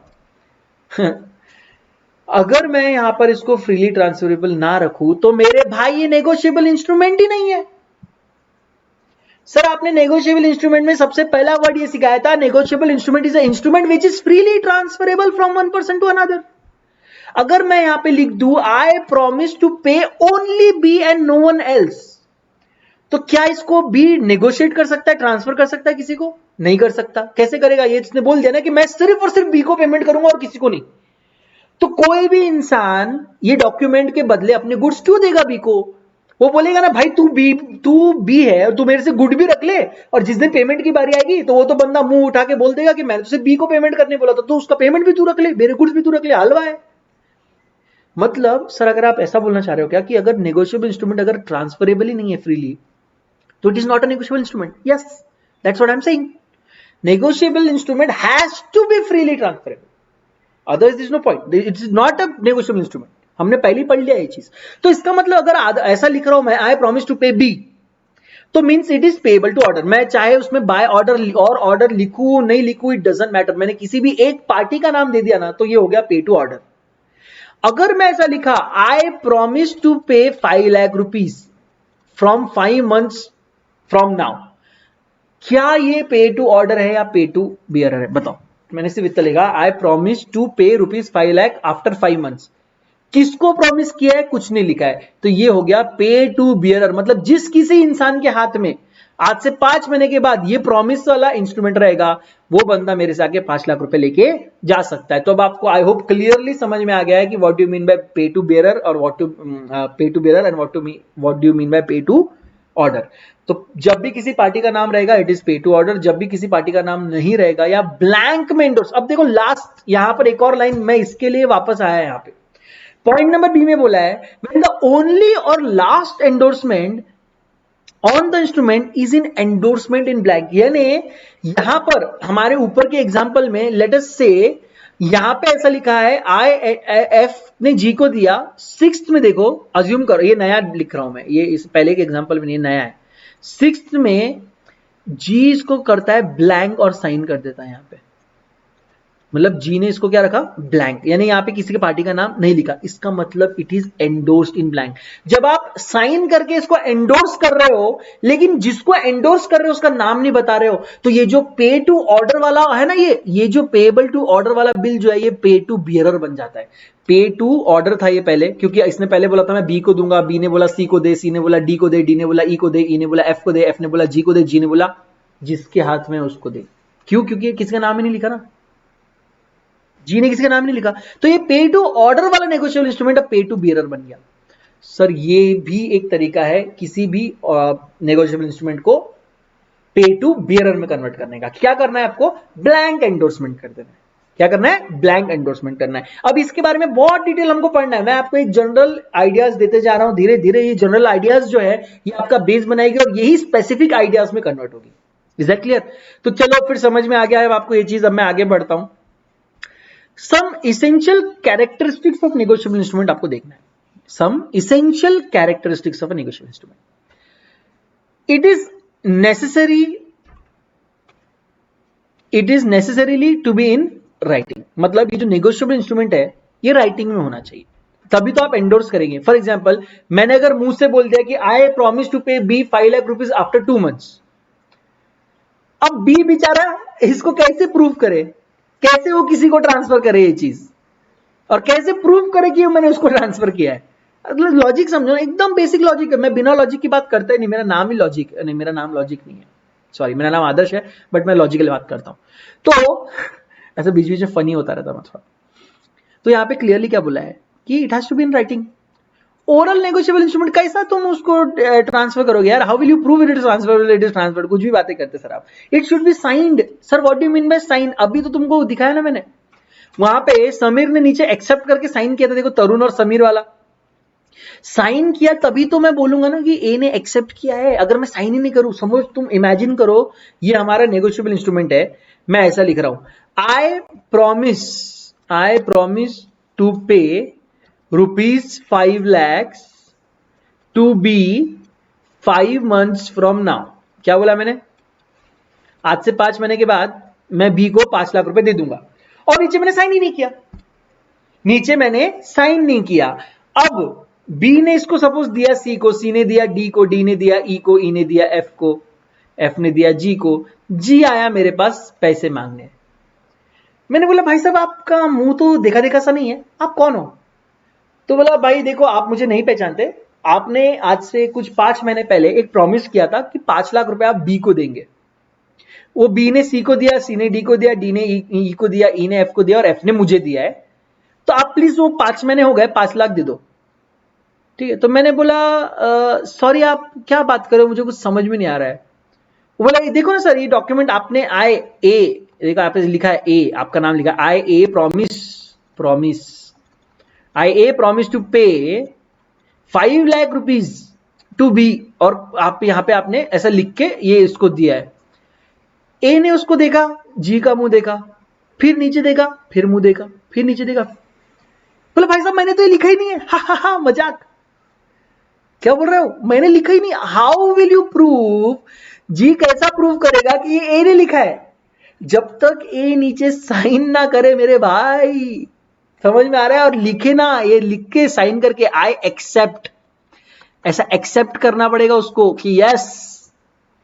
अब अगर ए का साइन है नीचे तो जी उसको ऐसे बजाएगा, अरे मतलब बजाएगा मतलब बेल बजाएगा, तुम गलत सोचते हो, और बोलेगा ये साइन दिख रही है, साइन ये आपकी साइन है, ये दिख रहा है एक्सेप्ट वर्ड लिखा है, ये आपका लिखा है। Now once you sign a document you can not go back, मतलब sign is unique to a person, right? तो ये इसीलिए बोल रहे हैं कि रिटर्न में होना चाहिए ताकि बाद में कोई पलट ना जाए कि नहीं नहीं मैंने ऐसा कुछ नहीं किया था, प्लस रिटर्न के साथ उसमें साइन भी होना चाहिए, उसमें साइन भी होना चाहिए। ये दो लॉजिक समझे। It is freely transferable from one person to another. Sir अगर if it is not freely transferable it is not a negotiable instrument. ये आप कहीं तो भी लिख के रख लो, क्योंकि जिंदगी में ना मेरे से कुछ बच्चे बाद में आके करी पूछते sir what if it is not transferable, मैंने ऐसा लिख दिया तो आई can only pay to B. मेरे भाई अगर तुम ओनली बी की बात कर रहे हो तो it is not transferable, and if it is not freely transferable it is not a negotiable instrument at all. Why are you asking me that? Simple. Holder's title is free from defect. जो भी बंदा इसको hold कर रहा है उसका जो title है वो फ्री फ्रॉम डिफेक्ट रहेगा। मतलब मैं ये जो लाइन है ना, फोर्थ पॉइंट जो आप पढ़ रहे हो ना, ये फोर्थ पॉइंट कुछ नया नहीं है। ये फोर्थ पॉइंट आपने जो ऊपर एक लाइन हाईलाइट की है ना, ये the property in the such an instrument passes to bona fide transfer for value, इसी लाइन को एक्सप्लेन किया है। वो बोल रहा है कि जब भी कोई बंदा ऐसा लिखता है कि ई, सपोज यहां पे ऐसा लिखा है कि डी ने इसको ट्रांसफर किया ई पे, तो इसका मतलब मैं क्वेश्चन नहीं करूंगा क्यों ट्रांसफर किया, कब ट्रांसफर किया, नहीं नहीं ये गलत ट्रांसफर है, इतना ट्रांसफर नहीं करना चाहिए था। I am not suppose to ask this question. The transfer has received the property bona fide, यानी कि ये जेन्युइन ट्रांसफर है और he was suppose to receive this. मैं क्वेश्चन नहीं कर सकता एक भी इंडोर्समेंट, ठीक है? तो इट रिटर्न होना चाहिए, साइंड होना चाहिए, फ्रीली ट्रांसफरेबल होना चाहिए, एंड इट होल्डर का title will always B free from defect. Holder को कोई नहीं पूछेगा कि ये तेरे पास कैसे आया। Clear? It can be transferred any number of times till it's satisfaction. वो ऐसा बोल रहा है कि सर आप एक बार, दो बार, तीन बार, 10 बार, 1 लाख बार, 10 करोड़ बार, 25,000 करोड़ बार, आपको जितनी बार उसको ट्रांसफर करना है ट्रांसफर करते रहो। कब तक? जब तक उसका सेटिस्फैक्शन नहीं होता। Sir what do you mean bye satisfaction? जो भी उसमें लास्ट डेट लिखा है जिस दिन वो पेमेंट करने वाला है वो डेट नहीं आ जाती तब तक उसका आप एंडोर्स कर सकते हो। Every negotiable instrument must contain, अच्छा हाँ एक सेकेंड, लेट मी जस्ट ये क्लैरिफाई करने दो। ऐसा नहीं है कि लास्ट डेट पे आप नेगोशिएट नहीं कर सकते। मेरा बोलने का मतलब ये है कि जब तक उसका पेमेंट नहीं हो जाता आप नेगोशिएट कर सकते हैं ना। ऐसा भी हो सकता है कि 10 बजे ऑफिस खुलने वाला था तो 10 बजे ए was suppose to pay the 5 lakh rupees, मैं 9:30 बजे 9:59 को वो किसी और को नेगोशिएट कर रहा हूं, इट इज अलाउड। जब तक उसका पेमेंट नहीं करता ना, ए जिसने पेमेंट करना है ना, सीधी बात समझ लो आप, जिस जो एक्सेप्टर ऑफ द बिल है, जिसने पेमेंट करना है, जब तक वो पेमेंट ना कर दे तब तक वो बिल आप नेगोशिएट कर सकते हो, तब तक वो बिल आप ट्रांसफर कर सकते हो। एक बार उस बिल का पेमेंट हो गया तो बिल खत्म, अरे फाड़ के फेंको ना, मेरे को बताओ आई प्रॉमिस टू पे and I actually paid, what will I do? First thing, वो जो प्रॉमिस टू पे लिखा है ना यहां पे, उसको मैं ऐसा फाड़ूंगा, या तो उस पे लिख दूंगा, स्टैंप मार दूंगा, this negotiable instrument has been paid and can not be further negotiated. Why? भाई अब उस पे कोई लायबिलिटी बची नहीं है। अगर एक already satisfied bill of exchange या नेगोशिएबल इंस्ट्रूमेंट आप लेके किसी को ट्रांसफर करोगे तो आगे वाला बंदा क्या देखेगा? वो कागज का टुकड़ा है, अब उसका कोई उस पर हाथ पोंछ लो तो मुझसे कोई फर्क नहीं पड़ता, क्योंकि जो उसमें लाइबिलिटी थी, जो पेमेंट था वो तो हो चुका है ना। तो सबसे पहले पेमेंट करते हो तो आप क्या करोगे? आप वो नेगोशिएबल इंस्ट्रूमेंट पर स्टैम्प मार दोगे, paid and satisfied. Paid, satisfied, कुछ भी करके डालो, फाड़ो, काटो, कुछ भी करो, you just have to make sure कि it is not further negotiated or transferred or endorsed to someone else, because it is no more a negotiable instrument, because there is no promise as such to pay anything. Okay मेरे भाई, तो आप ऐसा बोलना चाहते हो कि writing में होना चाहिए, साइंड होना चाहिए, फ्रीली ट्रांसफरेबल होना चाहिए, होल्डर का टाइटल फ्री फ्रॉम डिफेक्ट रहेगा, कितनी बार भी आप ट्रांसफर कर सकते हो till the time of satisfaction, and every negotiable instrument must contain either a promise और order to pay money, also the promise और ऑर्डर मस्ट बी अनकंडीशनल। अब एक ये नया पॉइंट आया है, सर हर नेगोशिएबल इंस्ट्रूमेंट में कई एक प्रॉमिस या कोई एक लाइबिलिटी या कोई एक ऑर्डर होना चाहिए कि मैं किसको पे करूंगा, ये उसको पे करेगा, ये इससे पेमेंट लेगा, कुछ तो ऐसा होना चाहिए ना जिसको आप नेगोशिएट कर रहे हो। और तो और वो क्या बोल रहा है, ये अनकंडीशनल होना चाहिए। ऐसा नहीं हो, देखो ऐसा नेगोशिएबल इंस्ट्रूमेंट नहीं चलता, I promise to pay B 5 lakh rupees if it rains tomorrow. This is not a valid negotiable instrument because there is no promise as such. क्या ये लायबिलिटी एब्सोल्यूट है? नहीं, इट विल डिपेंड कल बारिश होती है या नहीं होती है। तो आज अगर मैं ये गुड्स, मतलब मेरे पास ये आया है और मैंने ये किसी और को दिया और बोला भाई गुड्स दो और उसके बदले कैश मत लो, ये नेगोशिएबल इंस्ट्रूमेंट लो। आगे वाले नेगोशिएबल इंस्ट्रूमेंट पढ़ा और जिसमें लिखा A promise to pay B 5 lakh rupees if it rains tomorrow. ओ उसने बोला ला मेरे गुड्स वापस दे, मेरे गुड्स वापस दे। ये तेरा कंडीशनल नेगोशिएबल इंस्ट्रूमेंट रख ले। क्यों भाई? मैं अपने गुड्स दे रहा हूं, मेरे को उससे पेमेंट चाहिए, कल बारिश नहीं हुई तो वो ए मेरे को पेमेंट करने से मना कर देगा, मेरे गुड्स फोकट में तुम रखोगे, हलवा है क्या? Unconditional promise to pay or order to पे होना चाहिए, तो ही वो नेगोशिएबल इंस्ट्रूमेंट बनता है और तो ही वो फ्रीली ट्रांसफरेबल होता है। Otherwise why would someone accept the endorsement? कोई भी बंदा ऐसा नेगोशिएबल इंस्ट्रूमेंट नहीं रखना चाहेगा जो सर्टन नहीं है कि उसका पेमेंट मिलेगा या नहीं मिलेगा। कोई चैरिटी करने तो बैठा नहीं, हलवा तो है नहीं, है ना? समझ रहे हो तुम? बहुत खतरनाक है अपन। लास्ट पॉइंट, द प्रॉमिस और ऑर्डर टू पे must consist of money only. Nothing should be payable whether in addition or in substitution of money. Also the sum payable must be certain. ऐसा भी promissory note नहीं चलता, I promise to pay rupees fix नहीं है बोले, I promise to pay whatever the balance of money I have on that particular day to the holder of this instrument. क्या बोला मैंने? ऑन दैट पर्टिकुलर डे जितना भी मेरे पास balance cash रहेगा, मेरे गले में जितना भी कैश रहेगा, मैं किसी को पे करने का प्रॉमिस कर रहा हूं। सर ये प्रॉमिस भी अनकंडीशनल है because it can not be traded. अब जब मैं ये प्रॉमिसरी नोट लेके किसी और बंदे के पास जाऊंगा, बोलूंगा कि भाई मुझे गुड्स चाहिए, आप ये प्रॉमिसरी नोट लेके गुड्स दे दो, वो प्रॉमिसरी नोट पड़ेगा, उसमें लिखा I promise to pay whatever is in there at in my hand on that particular day. मैं बोलूंगा भाई मैं कितने का माल दूं देखो इसके बदले, उस दिन उसके पास 1 रुपया भी हो सकता है, 10 करोड़ भी हो सकते हैं, तो मैं कितना माल दूं? कैसे? It is conditional, it is not absolute, the amount is not absolute, not certain. So yes sorry I can not accept this instrument. तो मतलब ये ट्रांसफरेबल नहीं है। अब ट्रांसफरेबल नहीं है तो फिर देयर इज नो नेगोशिएबल। तो नेगोशिएबल इंस्ट्रूमेंट कैसा होना चाहिए? It should be a promise, it should not be a conditional promise, यानी अनकंडीशनल प्रॉमिस होना चाहिए, प्लस अमाउंट सर्टन होनी चाहिए, और तो और सिर्फ अमाउंट होनी चाहिए। You cannot make a promissory note like this कि A, I promise to give 5 kg of rice to B after 5 months. This is not a promissory note. Sir ये जो promissory note का इजाद हुआ था ना, ये कैश को लेके घूमना कम करने के लिए हुआ था, राइस लेके घूमना कम करने नहीं हुआ था। मतलब promissory note can only and only be dealt in cash। मतलब ऐसा है कि कैश ही आप देने का प्रॉमिस कर सकते हो और कोई चीज नहीं। ओके और तो और जो कैश रखोगे वो भी सर्टन कैश होनी चाहिए, अनकंडीशनल होनी चाहिए। ये 7 मंत्रा अपने जिंदगी में याद रखना। क्या कि नेगोशिएबल इंस्ट्रूमेंट में कुछ इसेंशियल कैरेक्टरिस्टिक्स है क्या? जैसे वो रिटर्न होना चाहिए, साइंड होना चाहिए, ट्रांसफरेबल होना चाहिए फ्रीली, उसके ऊपर कोई जो होल्डर है उसको उसका डिफेक्ट बोनाफाइड आता है, और 5वां पॉइंट क्या है? कितनी बार भी आप उसको ट्रांसफर कर सकते हो अंटिल सेटिस्फैक्शन। 6 पॉइंट है कि वहां पे कुछ प्रॉमिस टू पे होना चाहिए या तो ऑर्डर टू पे होना चाहिए, और क्या होना चाहिए? अनकंडीशनल ऑर्डर टू पे होना चाहिए, और जो अनकंडीशनल ऑर्डर टू पे है वो पैसे का ही होना चाहिए, only money, not anything else. वो भी जो मनी है वो सर्टन होने चाहिए। ये 7 इसेंशियल कैरेक्टरिस्टिक्स अगर आपके इंस्ट्रूमेंट में है, आपके डॉक्यूमेंट में है, तो कॉन्ग्रेचुलेशंस, आपका डॉक्यूमेंट नेगोशिएबल इंस्ट्रूमेंट एक्ट के अंदर नेगोशिएबल इंस्ट्रूमेंट है। Is that clear? तो यानी सर आप ऐसा बोलना चाहते हो कि bills of exchange, promissory note और चेक, उसमें भी ये सारी चीजें रहती है? यस, तभी तो आप उसको प्रॉमिस नेगोशिएबल इंस्ट्रूमेंट बोल रहे हो। ठीक है, तो अभी आपने क्या क्या पढ़ा कि पहले तो नेगोशिएबल इंस्ट्रूमेंट कैसे हो सकते हैं, कैसे हो सकते हैं। तो नेगोशिएबल इंस्ट्रूमेंट के बारे में बोला कि negotiable instrument either payable to order हो सकते हैं या पेएबल टू बेयरर हो सकते हैं। फिर बोला कि इसेंशियल कैरेक्टरिस्टिक क्या है? वो राइटिंग में होना चाहिए, साइन होना चाहिए, फ्रीली ट्रांसफर होना चाहिए, फ्री फ्रॉम डिफेक्ट रहेंगे, एनी नंबर ऑफ टाइम आप उसको ट्रांसफर कर सकते हो, it should be either a promise to pay or order, और वो अनकंडीशनल होना चाहिए, और ओनली मनी का आप कर सकते हो, वो भी सर्टन अमाउंट का कर सकते हो। और भी कुछ चीजें आपको नेगोशिएबल इंस्ट्रूमेंट के आगे बारे में पढ़ना है। ठीक है, क्या कुछ प्रिजम्पशंस करके रखे आपने in relation to negotiable instrument. So what do you mean by presumption?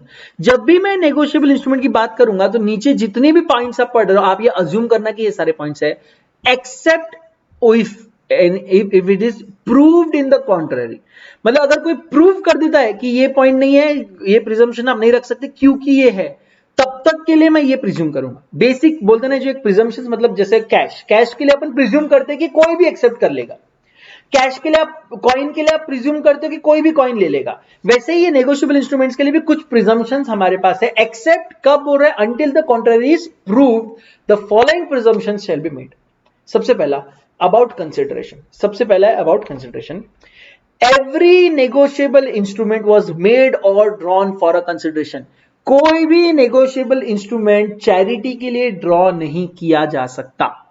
काय के लिए किया जा रहा है? Always always always for a consideration. Easy है। यानी ए ने जब बनाया बी के लिए तो ऑफकोर्स बी से उसको कुछ गुड्स मिल रहे होंगे, फ्री में तो नेगोशिएबल इंस्ट्रूमेंट नहीं बनाएगा। तो हम प्रिज्यूम करेंगे कि every negotiable instrument is made for a consideration.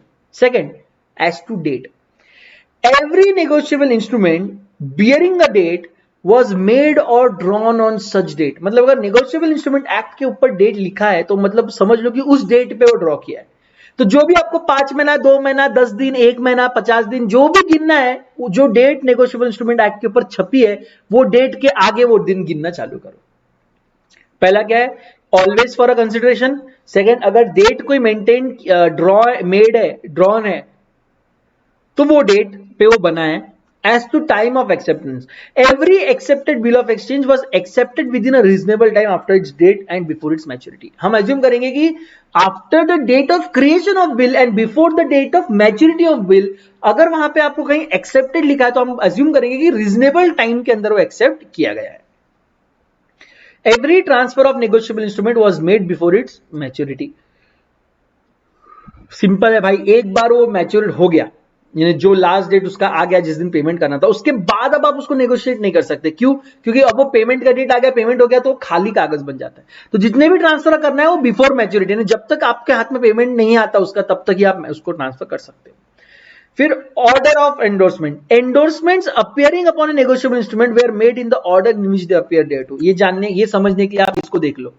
जिस ऑर्डर में आपको दिख रहा है ना, पहले सी, फिर डी, फिर ई, फिर एफ, फिर जी, अज्यूम करो कि इसी ऑर्डर में वो नेगोशिएट हुए। यानी ए से एस जैसे पहले बी को गए, बी से सी, आप ऐसा लिख दो, बी से सी, सी से डी, डी से ई, ई से एफ, एफ से जी। ये आप प्रूव करोगे। कैसे प्रूव करोगे? आप अज्यूम करो कि जिस ऑर्डर में ये एंडोर्स किए उसी ऑर्डर में एक्चुअल एंडोर्स हुए। Lost promissory note in on as to stamps, lost promissory note, bill of exchange or check was duly stamped। अगर कोई promissory note, bill of exchange, check अगर lost हो जाता है तो वो duly stamped किया है, ऐसा हम अज्यूम करेंगे। ठीक है, क्योंकि आपको वहां पे क्लियर बताना है कि ये पर्टिकुलर प्रोमिसरी नोट लॉस्ट हुआ है। क्यों? क्योंकि जब भी कभी अगर वो कोई वो लेके आया आपके सामने, अगर वो बियरर आपके सामने लेके आया तो आपको पेमेंट करते वक्त रुकना है। क्यों? क्योंकि वो लॉस्ट हो गया था। तो ऐसा हो सकता है कि ये जेन्युइन आया नहीं है, तो इसलिए वहां पे आप अज्यूम करेंगे कि it has been stamped as such, duly stamped. As to holder, the holder of negotiable instrument is holder in due course. ये तो आपने हर जगह में आपको बता दिया है कि जब भी ट्रांसफरी का एक बात ध्यान रख लो, अगर मेरे पास नेगोशिएबल इंस्ट्रूमेंट आया है तो मैं अज्यूम करूंगा कि I M holder in due course. और होल्डर इन ड्यू कोर्स कोई मजाक नहीं है, इसकी बहुत बड़ा कंसेप्ट हम नीचे हम लोग पढ़ने वाले, what do mean bye holder in due course. तो अभी जब डिटेल पढ़ेंगे तो आपको प्रिजम्पशन ज्यादा क्लियर होंगे। तो बेसिकली यहाँ पे बोला है कि कंसिडरेशन के लिए ही ड्रॉ किया जाता है। जिस दिन जो डेट लिखी है प्रोमिसरी नोट के फेस पे, वही डेट पे ड्रॉ हो गया। एक्सेप्ट हमें कब हुआ रहता है? जो डेट पे ड्रॉ हुआ और जो डेट पे उसकी मैच्योरिटी उसके बीच में एक्सेप्ट हुआ और रीजनेबल टाइम में एक्सेप्ट हुआ, ऐसा मानेंगे।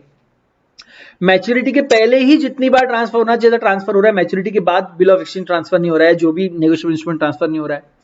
एंडोर्समेंट जिस तरह से back of the negotiable instrument लिखा है उसी तरह से एंडोर्समेंट एक्चुअली हुआ है, ऐसा हम अज्यूम करेंगे।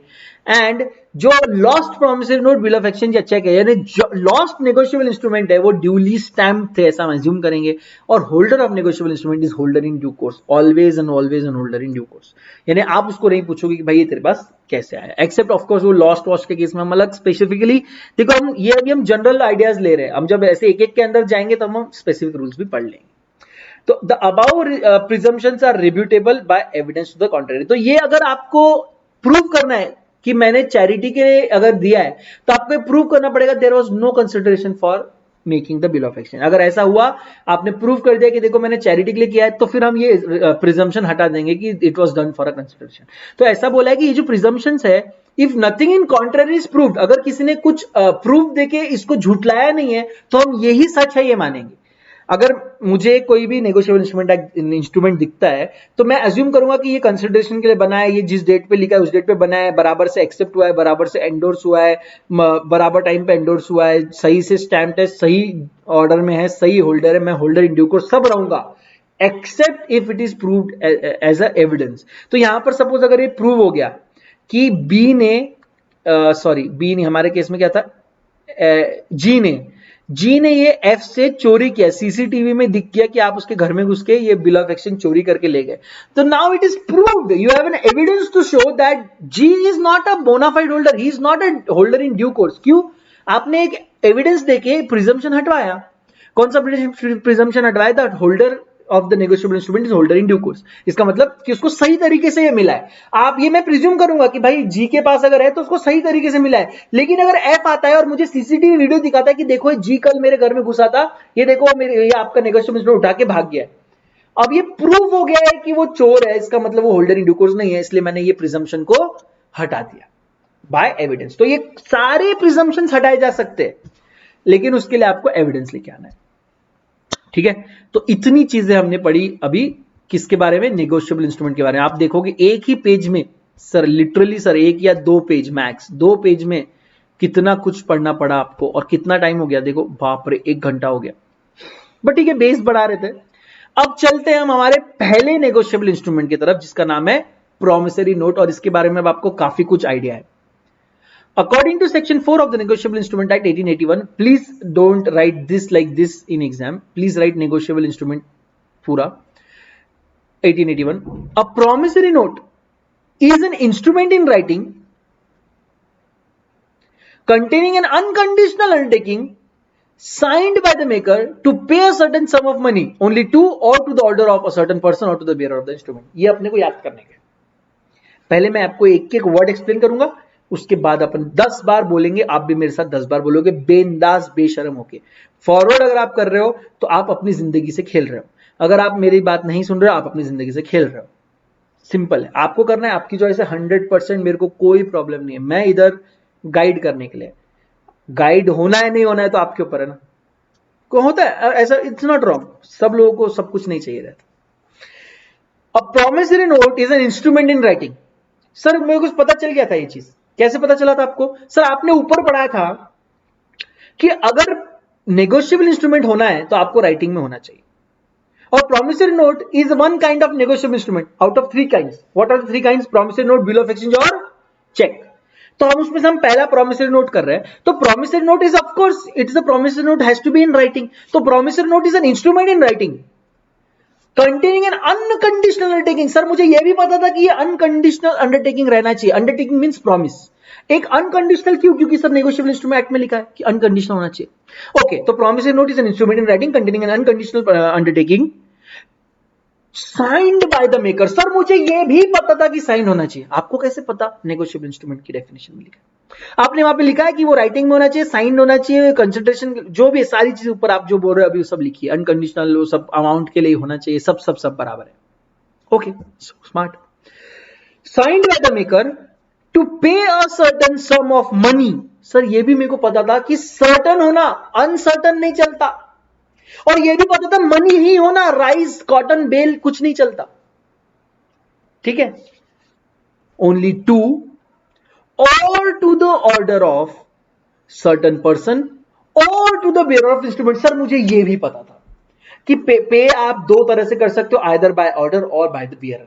यानी सर आपने अभी जितना भी डेफिनेशन प्रॉमिसरी नोट का पढ़ा है ना, मुझे सब कुछ उसके बारे में पहले से पता है। मैं बोला मैं क्या मना कर रहा है, याद करो फिर। अभी एक भी चीज नया पड़ेगा। मैंने ऊपर क्यों इतना टाइम डाला पता है? क्योंकि मेरे को यहां दोबारा एक भी वर्ड पे टाइम डालने की जरूरत नहीं। इस सेंटेंस के, इस पूरे डेफिनेशन के हर एक वर्ड पे डिटेल में अंदर तक घुस के, उसके मतलब घर के अंदर घुस के एक्सप्लेन करके आया है आपको। ठीक है, तो promissory note is what? It's an instrument in writing containing an unconditional undertaking to pay a certain sum of money to only to or to order of certain person. नहीं, पहले sorry, signed by the maker. तो okay, वापस। A promissory note is an instrument in writing containing an unconditional undertaking signed by the maker to pay a certain sum of money only to or to the order of someone, only to or to order of a certain person or to the bearer of the instrument.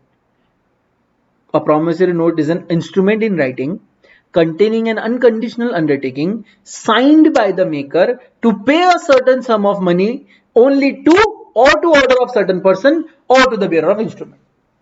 Break करो, इसको break करो और अभी के अभी अपने book में लिखो और इसको याद करो. I just want you to remember. ये वीडियो पॉज करो, इसको याद करो. ओके, तो वापस से मैं बोल रहा हूं, what do you mean by promissory note, क्योंकि ये आ सकता है. अच्छा, ये section 4 of negotiable instrument act 1881 में लिखा हुआ है, आप पूरा लिखेंगे.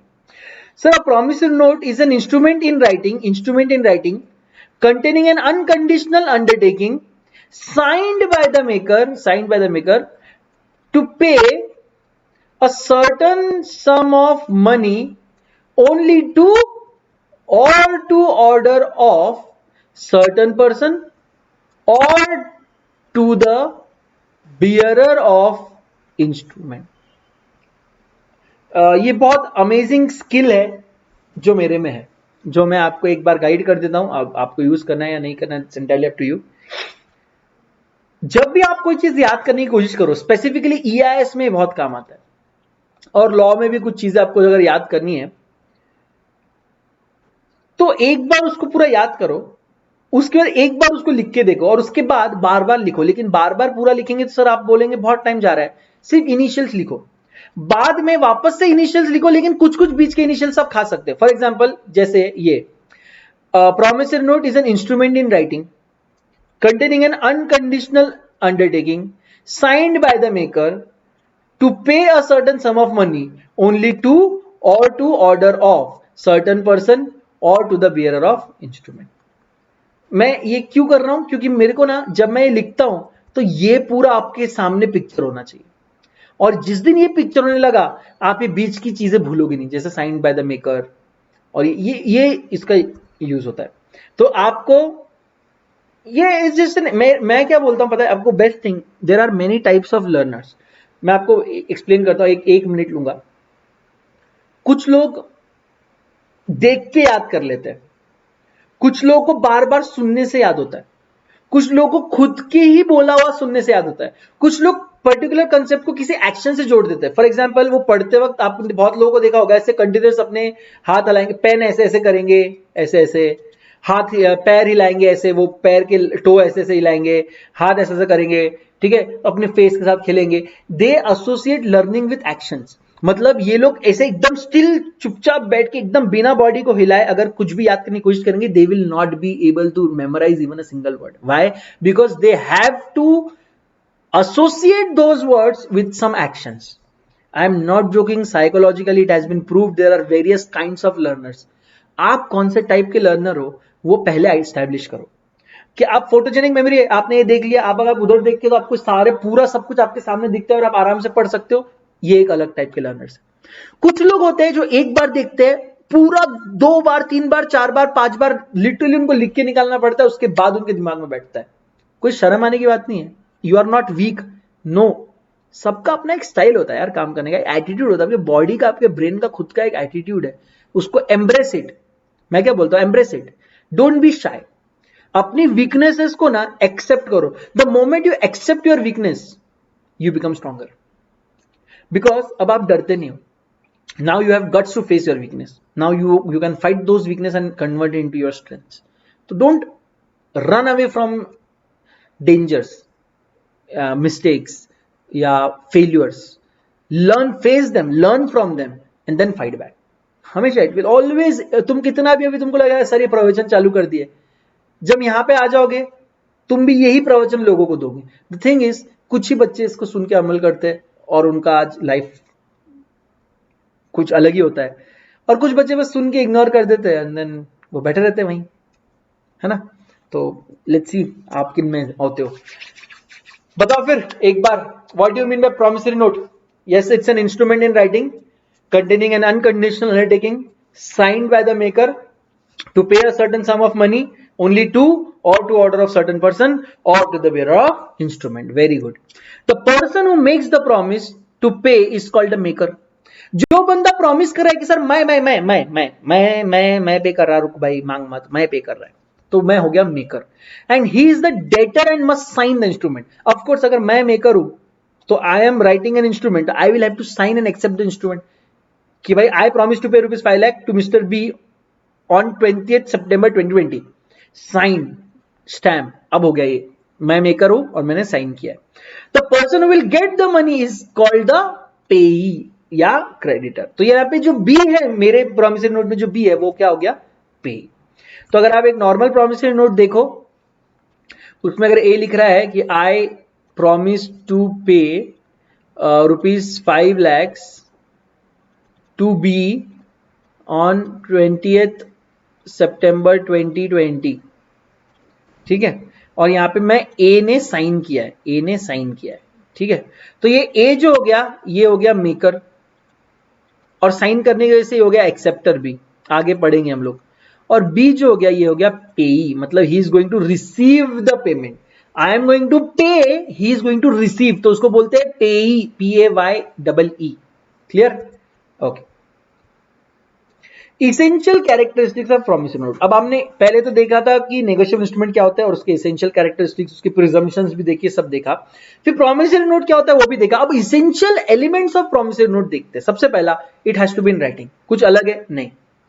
तो oral promises to pay is not sufficient because it's a negotiable instrument. Sir आप बोलोगे सर ये तो ऊपर से कैरी फॉरवर्ड है, मैं एक्सेप्ट कर रहा हूं ना। अरे मैं कहा नहीं बोला भाई, मार क्यों रहे हो मेरे को, मैं एक्सेप्ट कर रहा हूं बिकॉज नेगोशिएबल इंस्ट्रूमेंट ही है ये भी प्रॉमिसरी नोट, तो वहां का यहाँ पे रहेगा ही, एडिशनल भी कुछ है क्या? There must be an express promise to pay, mere acknowledgement of debt is insufficient। अब यहां पर let us take an example to understand this। यहां पे वो बोल रहा है कि express promise ये वर्ड होना चाहिए। promise ये वर्ड इन द सेंस आपके सेंटेंस फॉर्मिंग ऐसा होना चाहिए that it is very clear that you are going to make the payment, you are promising that particular payment। mere acknowledgement of that I A accept a debt of ₹1 lakh which should be paid by 20th of September। यार this does not give me that much confidence कि आप actually पे करने वाले हो, या आप सिर्फ एक्सेप्ट कर रहे हो कि हाँ मुझे पे करना है, मैं पे करूंगा, ये नहीं बोल रहे आप। तो यहां पे देखो नीचे लिखा है, अगर I acknowledge myself to be indebted to be in ₹10,000 to be paid on demand for value received, भाई दिस इज नॉट अ, मतलब डेफिनेट है क्या? मतलब ये सब बराबर है इसमें? आप बोलो क्या गलत है, बताओ फिर।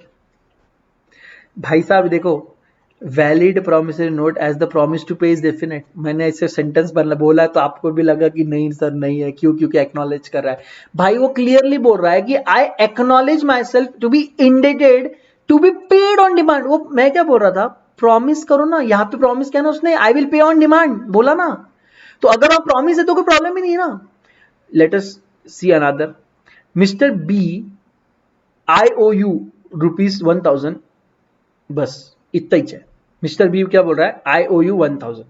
आई ओ यू पता है ना आपको, आई ओ यू, आई नहीं अरे वो नहीं, वो वाला नहीं है रे बाबा, मैं टीचर है, क्या बातें कर रहे, आई ओ यू है ये आई ओ यू। तुम लोग की सोच कहां जा रही है मेरे को समझ में आ गया, समझ में आ गया मेरे बच्चे कितने चतुर है बच्चे, ठीक है। तो ये आई ओ यू है।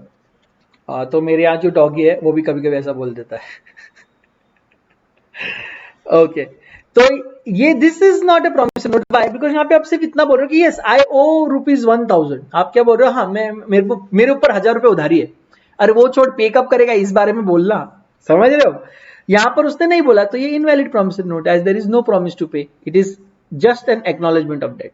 तो ये ऐसा नहीं है कि एक्नॉलेज वर्ड दिख गया और प्रॉमिस वर्ड नहीं दिखा तो इसका मतलब ये प्रॉमिसरी नोट नहीं है। इसलिए ये एग्जांपल को स्टार मार लो मेरे भाई। एक्नॉलेजमेंट वर्ड दिख गया और प्रॉमिस वर्ड नहीं दिखा, दैट डज नॉट मीन, पूरा सेंटेंस पढ़ो, यहाँ पे उसने लिखा एक्नॉलेजमेंट टू बी इंडेटेड, अगर इतना ही होता ना, इतना ही होता तो मैं बोलता था ये भी इनवैलिड है। हाँ क्यों? क्योंकि उसने क्या लिखा, I acknowledge myself to be indebted to be for ₹1,000। अगर उसने ये लाइन लिखी नहीं, to be paid on demand for value received, तो ये प्रॉमिसरी नोट हुआ ही नहीं। ये प्रॉमिसरी नोट तब हुआ जब उसमें लिखा है to be paid on demand, यानी जब भी मुझसे ये पैसे मांगे जाएंगे मैं पे कर दूंगा। तो हो गया ना भाई फिर, यानी अनकंडीशनल भी नहीं है सर। आप बोलोगे सर ये तो कंडीशनल हो गया ना कि मेरे से मांगेगा तो, अरे नहीं, इसमें सिर्फ डेट ये नहीं, डेट दी नहीं है, बट पे वो करने वाला है। अगर पेमेंट करूंगा अगर किसी कंडीशन पे डिपेंडेंट है, to demand is not a condition, it is not a condition, it is a step you have to take to receive the payment. It is not a condition, it is entirely in your control. क्या आपके control में है कि नहीं demand करना, I want my payment today, है? क्या आपके कंट्रोल में बारिश लाना है? नहीं है। तो वो हो गया कंडीशन, ऐसी कंडीशन जो आप फुलफिल नहीं कर सकते या जो आपके बस में नहीं है। हाँ, ये कंडीशन, ये कोई कंडीशन है। आप ऐसा भी लिख सकते हो कि भाई मेरे ऑफिस में आके लेके जाना तो मैं पेमेंट करूंगा। अब आप बोलोगे सर ये तो कंडीशनल प्रॉमिसरी नोट है तो ये नहीं चलता, ऐसा नहीं है। आपके कंट्रोल में, आप जाके उसके यहां से ले सकते हो, ठीक है। अगर मैं ऐसा बोलूं कि नहीं, हिमालय की चोटी पे जाना और सिर्फ एक पतली बनियान और एक छोटा सा चड्डी, बस ये पहन के खड़े रहना और 2 दिन तक खड़े रहना बिना खाए पिए, उसके बाद मैं वहां पे आके पेमेंट कर दूंगा। भाई ये जो कंडीशन है ये फुलफिल नहीं कर सकते, आपके बस में होगा भी तो नहीं कर सकते, बिकॉज नॉट प्रैक्टिकली फिजिबल, ठीक है। तो वो कंडीशन आपको देखनी पड़ेगी। ये सब हाइपोथेटिकल, ऐसा कोई प्रॉमिसरी नोट दुनिया में जिंदगी में कभी किसी ने नहीं बनाया, ओके। तो समझ गए आप, इन राइटिंग होना चाहिए, एक्सप्रेस प्रॉमिस टू पे होना चाहिए। फिर है द प्रॉमिस टू पे should be definite and unconditional. ले बेटा अभी आ ही गया, डिटेल पढ़ लो। Therefore, instrument payable on performance of or non-performance of a particular act or on happening or non-happening of an event are not promissory notes. However, the promise to pay may be subject to condition which, according to the ordinary experience of mankind, is bound to happen. जैसे on demand, it is an ordinary experience. और जो हिमालय वाला है, it is not at all an ordinary experience for mankind. It is not bound to happen anytime soon. Okay. तो यहाँ पे ऐसा बोला है कि डेफिनेट और अनकंडीशनल होना चाहिए। ये भी हमने ऊपर से पढ़ा है तो इस पर ज्यादा डिटेल जाने की जरूरत नहीं, डायरेक्ट एग्जांपल देखते हैं। आप मुझे बताना कौन सा डेफिनेट और अनकंडीशनल है। आई promise to pay ₹500 7 days after my marriage with C. Is it conditional or not? Is it a valid promissory note or not? Sir आपका और सी का क्या भरोसा, कल को सी स्टेज पे से भाग गई, जैसा वो 3 इडियट्स में नहीं करीना कपूर भाग जाती है स्टेज से वो फेरे में से, वैसा अगर कुछ हो गया तो मेरे पैसे डूब गए ना, तो this promissory note is invalid as marriage with C may or may not happen. I promise to pay ₹500 on Ds death. बताओ ये वैलिड है कि नहीं? पहले ऊपर नीचे आंसर मत देखो, नहीं नहीं नहीं, नहीं ट्रस्ट मी, आंसर मत देखो। क्या ये वैलिड प्रॉमिसरी नोट है या नहीं है? सर एक बार जिंदगी में जो पैदा हुआ है उसको मरना है, ऐसा कुछ नहीं है कि कोई अमर है, ठीक है। तो मतलब डी मरने ही वाला है, हाँ कब मरेगा ये नहीं पता। तो as the death of D is certain, ये फिक्स है कि डी मरेगा, डी के अपन सब मरने वाले हैं। The promise is unconditional, reason D मरेगा फिक्स है, कब मरेगा मियर वो हमको नहीं पता, लेकिन मरना ये फिक्स है। दस the promissory note is valid. इसको स्टार मार्क कर लो क्योंकि ये एमसीक्यू या इसके ऊपर जनरल क्वेश्चन आ सकता है। और जैसे आप बोलते हो, जैसे आप पढ़ते हो, I will pay subject to a condition that D dies, मतलब आप ऐसा कभी पढ़े कि I promise to pay ₹500 on Ds death, तो आपको लगता है अरे ये तो कंडीशन है कि डी मरेगा तो ही पैसा आएगा, conditional promise is no promise, sir ने मेरे को पढ़ाया था दिस इज नॉट। अरे मेरे भाई, जिंदगी और मौत खेल है, मरना है, आए तो जाना है, तो मरना फिक्स है, तो फिर मरना फिक्स है तो देयर इज नो कंडीशन। बस कब मरेंगे ये पता नहीं, जब मरेंगे तब पेमेंट। अब लाइफ इंश्योरेंस, अगर आप ये बता दो लाइफ इंश्योरेंस, वो तो यही बोलते हैं ना भाई तू मर गया तो पैसे दूंगा, उसको भी मालूम है तू मरने वाला है, आज भी कल पता नहीं, तो जब वो वैलिड हो सकता है तो ये क्यों नहीं, right? I promise to pay ₹500 on D's death provided D leaves me enough to pay that sum. Now, sir, this is a condition which we cannot guarantee. हो सकता है डी मरने के पहले अपने सारा पैसा उड़ा के चला जाए, हो सकता है बहुत सारा पैसा रख दे, तो ये कंडीशन जो है ये पता नहीं है कि क्या होगा, तो इसलिए ये जो है ये इनवैलिड प्रॉमिसरी नोट है। सर इसमें भी तो लेकिन डी की डेथ के बारे में बात किया, डी की डेथ फिक्स है ना, डी की डेथ होने वाली है, ये सब मानते हैं, लेकिन इसने एक और चीज क्या बोला, provided D leaves me enough money to pay the sum. अब मेरे को क्या मालूम डी मरने के पहले कितना जायदाद छोड़ के जाने वाला है, भाई किसी को नहीं मालूम, उसको आखिरी बुड्ढा सन की हो गया, उसने सारा पैसा उठा के डोनेट कर दिया, तो समझ रहे हो? तो ये टाइप ये जो कंडीशन है ये फुलफिल नॉर्मली हो या ना हो इसका कोई गारंटी नहीं है, इसलिए ये इनवैलिड प्रॉमिसरी नोट है, as promise is dependent on D living behind money which is not certain. Clear है? एकदम क्लियर है? तो क्या 3 चीजें पढ़ी आपने? एक्सप्रेस, पहले सबसे पहले राइटिंग में होना चाहिए, दूसरा एक्सप्रेस प्रॉमिस टू पे होना चाहिए, ये जो प्रॉमिस है डेफिनेट और अनकंडीशनल होना चाहिए। अब D point, the promissory note must be signed by the maker, otherwise it is incomplete and ineffective. मैं आपको पहले बताया, अगर आप साइन करके बता ही नहीं रहे हो कि आई एक्सेप्ट दिस डेट, तो फिर what, you are accepting nothing. Promise to pay money only, sir ये भी तो ऊपर सर आप एक ही चीज की बार बार रिपीट कर रहे हो। मैंने बुक मतलब बनाई है, बदन इंस्टीट्यूट के मॉड्यूल पे से बनाई है। इंस्टीट्यूट ने ये मॉड्यूल नेगोशिएबल इंस्ट्रूमेंट एक्ट के देख के बनाया है, वहां पर इसको बार बार क्लियरिफाई किया है, इसलिए यहां पर भी आपको हम बार बार क्लियरिफाई कर रहे हैं। इतना होके भी बच्चे गलत लिख के आते हैं। अब तुम वो सोचो, विश्वास नहीं होता तो अभी ये चैप्टर कंप्लीट होते ही एक बार पढ़ो और खुद ही लिख के देख लो, और तुम देख लेना एक ना एक पॉइंट भूलोगे। ठीक है, बता देना मेरे को, लिख के सेंड कर देना, मेरे को भी खुशी होगी कि मेरे बच्चा कुछ तो सुनते हैं मेरा, कुछ तो। ओके चलो, आई promise to pay ₹500 and to deliver to him my black horse on 1 January next. क्या बोला उसने? I promise to pay ₹500 and deliver to him my black horse on 1 January next. Sir यहां पर ये पे 500 तक सब सही था, लेकिन ये घोड़ा देने की क्या बात हो गई? घोड़ा इज नॉट अ मनी, है ना? तो it is not a valid promissory note as the promisor need to deliver black horse which is not money. Promise to pay a certain सम, ऊपर बताए, ऊपर वैसे यहां पे बोला ही है कि डेफिनाइट और अनकंडीशनल। डेफिनाइट मींस कि भाई कंफर्म आप पे करने वाले हो, अनकंडीशन नहीं है, और जो पे करने वाले वो भी कंफर्म है कि कितना पे करना है। I promise to pay ₹500 on all other sums which shall be due to him। भाई ये अदर सम क्या है? अदर सम तो 1 करोड़ भी हो सकती है, 2 रुपए भी हो सकती है, तो ये सर्टन नहीं है। अगर ये सर्टन नहीं है तो promissory note is invalid as the amount payable is not certain. The maker and payee must be certain, definite and definite person. A promissory note cannot be made payable to bearer। अब ये देखो sir, आप थोड़ा एक नया advance concept आपके सामने आ रहा है, थोड़ा ध्यान दो यहाँ पे, ये पॉइंट को स्टार मार लो। यहां पर बोला है, हाइलाइटर निकालो, क्या बोला है? A promissory note can not be made payable to the bearer. ये आरबीआई एक्ट ने अपने एक सेक्शन नंबर 31 में बोल के रखा हुआ है कि promissory note can not be made to bearer. क्यों? A promissory note made payable to bearer is nothing but currency. A promissory note made payable to bearer is nothing but currency। अपने जेब से कोई भी एक नोट निकाल के देखो, it is a promissory note. Government of India, जो RBI governor, is promising you that I will pay this much money whosoever demands for it। Only and only RBI has a power to issue promissory note payable on to bearer। तो इसलिए यहां पे बोला only the Reserve Bank और central government can make और issue promissory note payable to bearer। No one else, I repeat, no one else can make a promissory note payable to bearer। इसका मतलब sir promissory note जो भी हम बनाएंगे it will always be by order.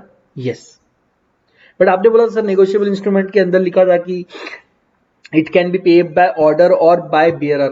मैं क्या बोल रहा हूं, प्रॉमिसरी नोट अकेला नेगोशिएबल इंस्ट्रूमेंट है या इसके अलावा भी कुछ नेगोशिएबल इंस्ट्रूमेंट है, जैसे बिल्स ऑफ एक्सचेंज और चेक है ना? तो रुको ना, सब्र अली का रखो ना। सिर्फ आरबीआई ने इसको रोक के रखा है, किसको? प्रॉमिसरी नोट को। क्यों रोका? उसका लॉजिक भी है ना, नहीं तो आप खुद अपने घर पे बैठ के अपनी खुद की करेंसी छापोगे ना। अंबानी इतना अमीर है, वो बोलेगा आज से मैं आपको रुपीस के जगह धीरू अंबानी के फोटो वाला एक प्रॉमिसरी नोट दूंगा अपने एम्प्लॉइज को, और वही मार्केट में घूमेगा। तो ऐसा ना हो, लोग अपनी खुद की करेंसीज बनाने ना लगे, इसलिए आरबीआई ने बोला कि भाई तुम लोग ये बना ही नहीं सकते, सिर्फ मैं बनाऊंगा। मैं जो बनाऊंगा तुम उसमें डील करो, ताकि पूरे इंडिया में एक ही करेंसी रहे। समझ रहे हो आप लॉजिक?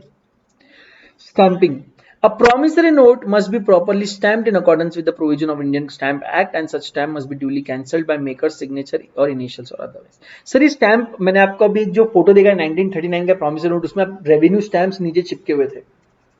वो रेवेन्यू स्टैम्प्स, कितना अमाउंट है रेवेन्यू, उसके ऊपर डिपेंड करता है कितने का रेवेन्यू स्टैंप लगना है। वो स्टैम्प्ड रहने चाहिए हर प्रॉमिसरी नोट, बिकॉज उसमें प्रॉमिस टू पे मनी है, तो गवर्नमेंट को भी वो प्रॉमिस एनफोर्सेबल अगर आपको करना है तो आपको गवर्नमेंट के स्टैम्प उस पर लगाने पड़ते हैं ताकि वो एनफोर्सेबल हो जाए। ठीक है, क्योंकि गवर्नमेंट को उसका कट मिल गया रहेगा तो वो भी लीगल हो जाएगा वो डॉक्यूमेंट, और गवर्नमेंट बोलेगी नहीं नहीं आपने एक बार प्रॉमिस किया है, देखो यहाँ पे स्टैम्प ड्यूटी भी लगाई आपने, तो अब आपको ये ट्रांजैक्शन कंप्लीट करना पड़ेगा। तो इट गिव्स मोर ऑथेंटिसिटी, और गवर्नमेंट उसका स्टैम्प ड्यूटी भी कलेक्ट करना ही है गवर्नमेंट को। कोई भी बिजनेस ट्रांजैक्शन हो रहा है, जैसे आप इनकम कमाते हो टैक्स पे करते हो, आप गुड्स खरीदते हो इनडायरेक्ट टैक्स पे करते हो, उसी तरह जब आप कोई फाइनेंशियल ट्रांजैक्शन करते हो या ऐसा कुछ बड़ा ट्रांजैक्शन करते हो, कोई भी ट्रांजैक्शन करते हो, तो आपको स्टैम्प ड्यूटी भी उस पर लगानी पड़ती है। आप चाहे घर का रेंट एग्रीमेंट बना रहे हो या कोई भी कॉन्ट्रैक्ट बना रहे हो, एमओयू बना रहे हो, आपको उसमें स्टैम्प ड्यूटी पे करनी पड़ती है ताकि वो फिक्स्ड हो जाए, गवर्नमेंट को उसका पैसा मिल जाए, ड्यूटी पैसा, प्लस वो एनफोर्सेबल हो जाता है। तो इतने एच पॉइंट, एच बोले तो 10 होता ना, 8 होता है, जे बोले तो 10 होता है, तो एच बोले तो 8 पॉइंट है।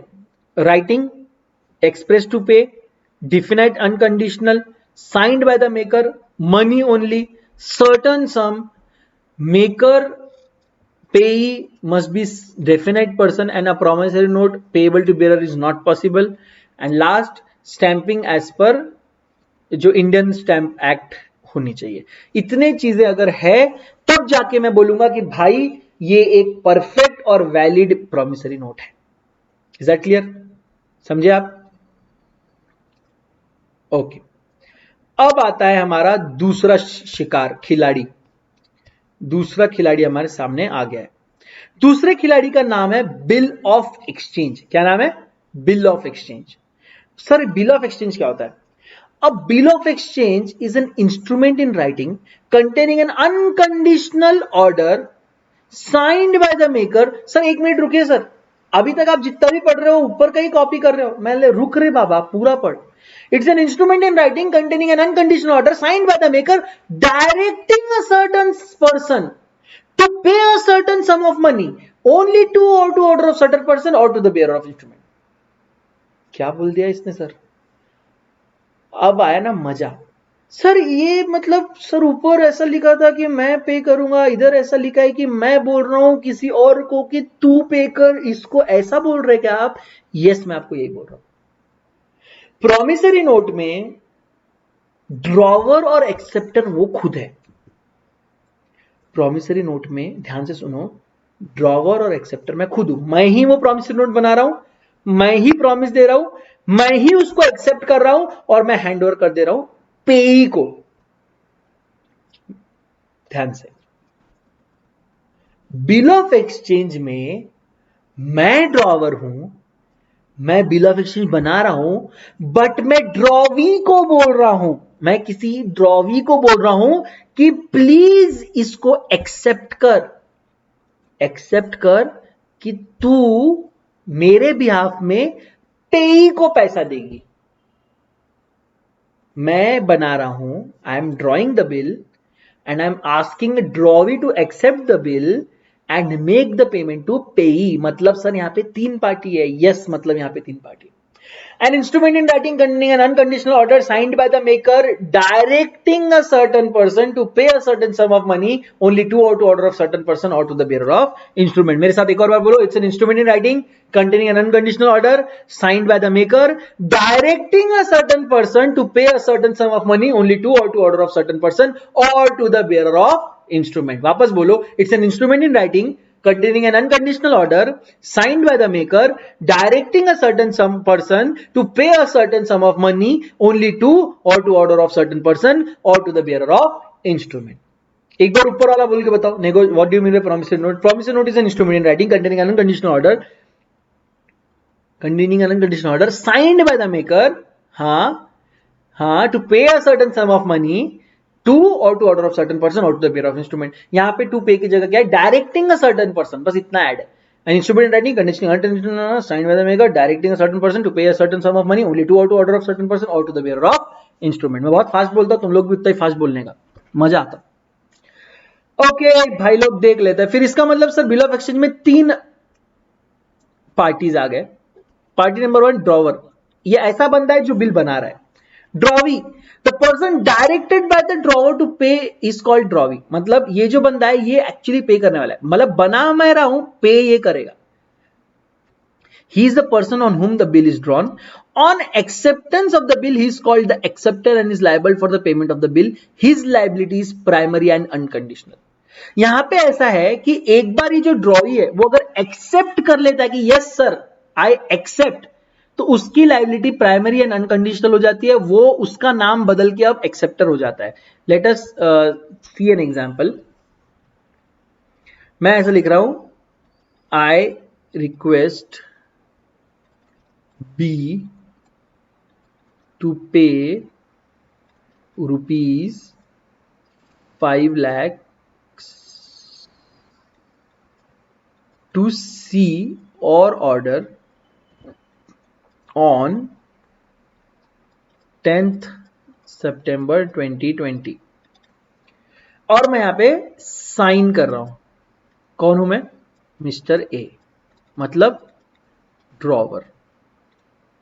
और मैं ये किसको दे रहा हूं पता है? मैंने ये दे दिया बी को, क्योंकि अभी पूरा नहीं बना है ये, अभी भाई एक बहुत मेजर काम बाकी है। बी ने देखा कि अच्छा 5 लाख पे करना है सी को 19 सितंबर को, तो सी ने बोला आई एक्सेप्ट। अब ध्यान से देखो, आई एक्सेप्ट, और उसने किया साइन और नीचे लिखा मिस्टर सी।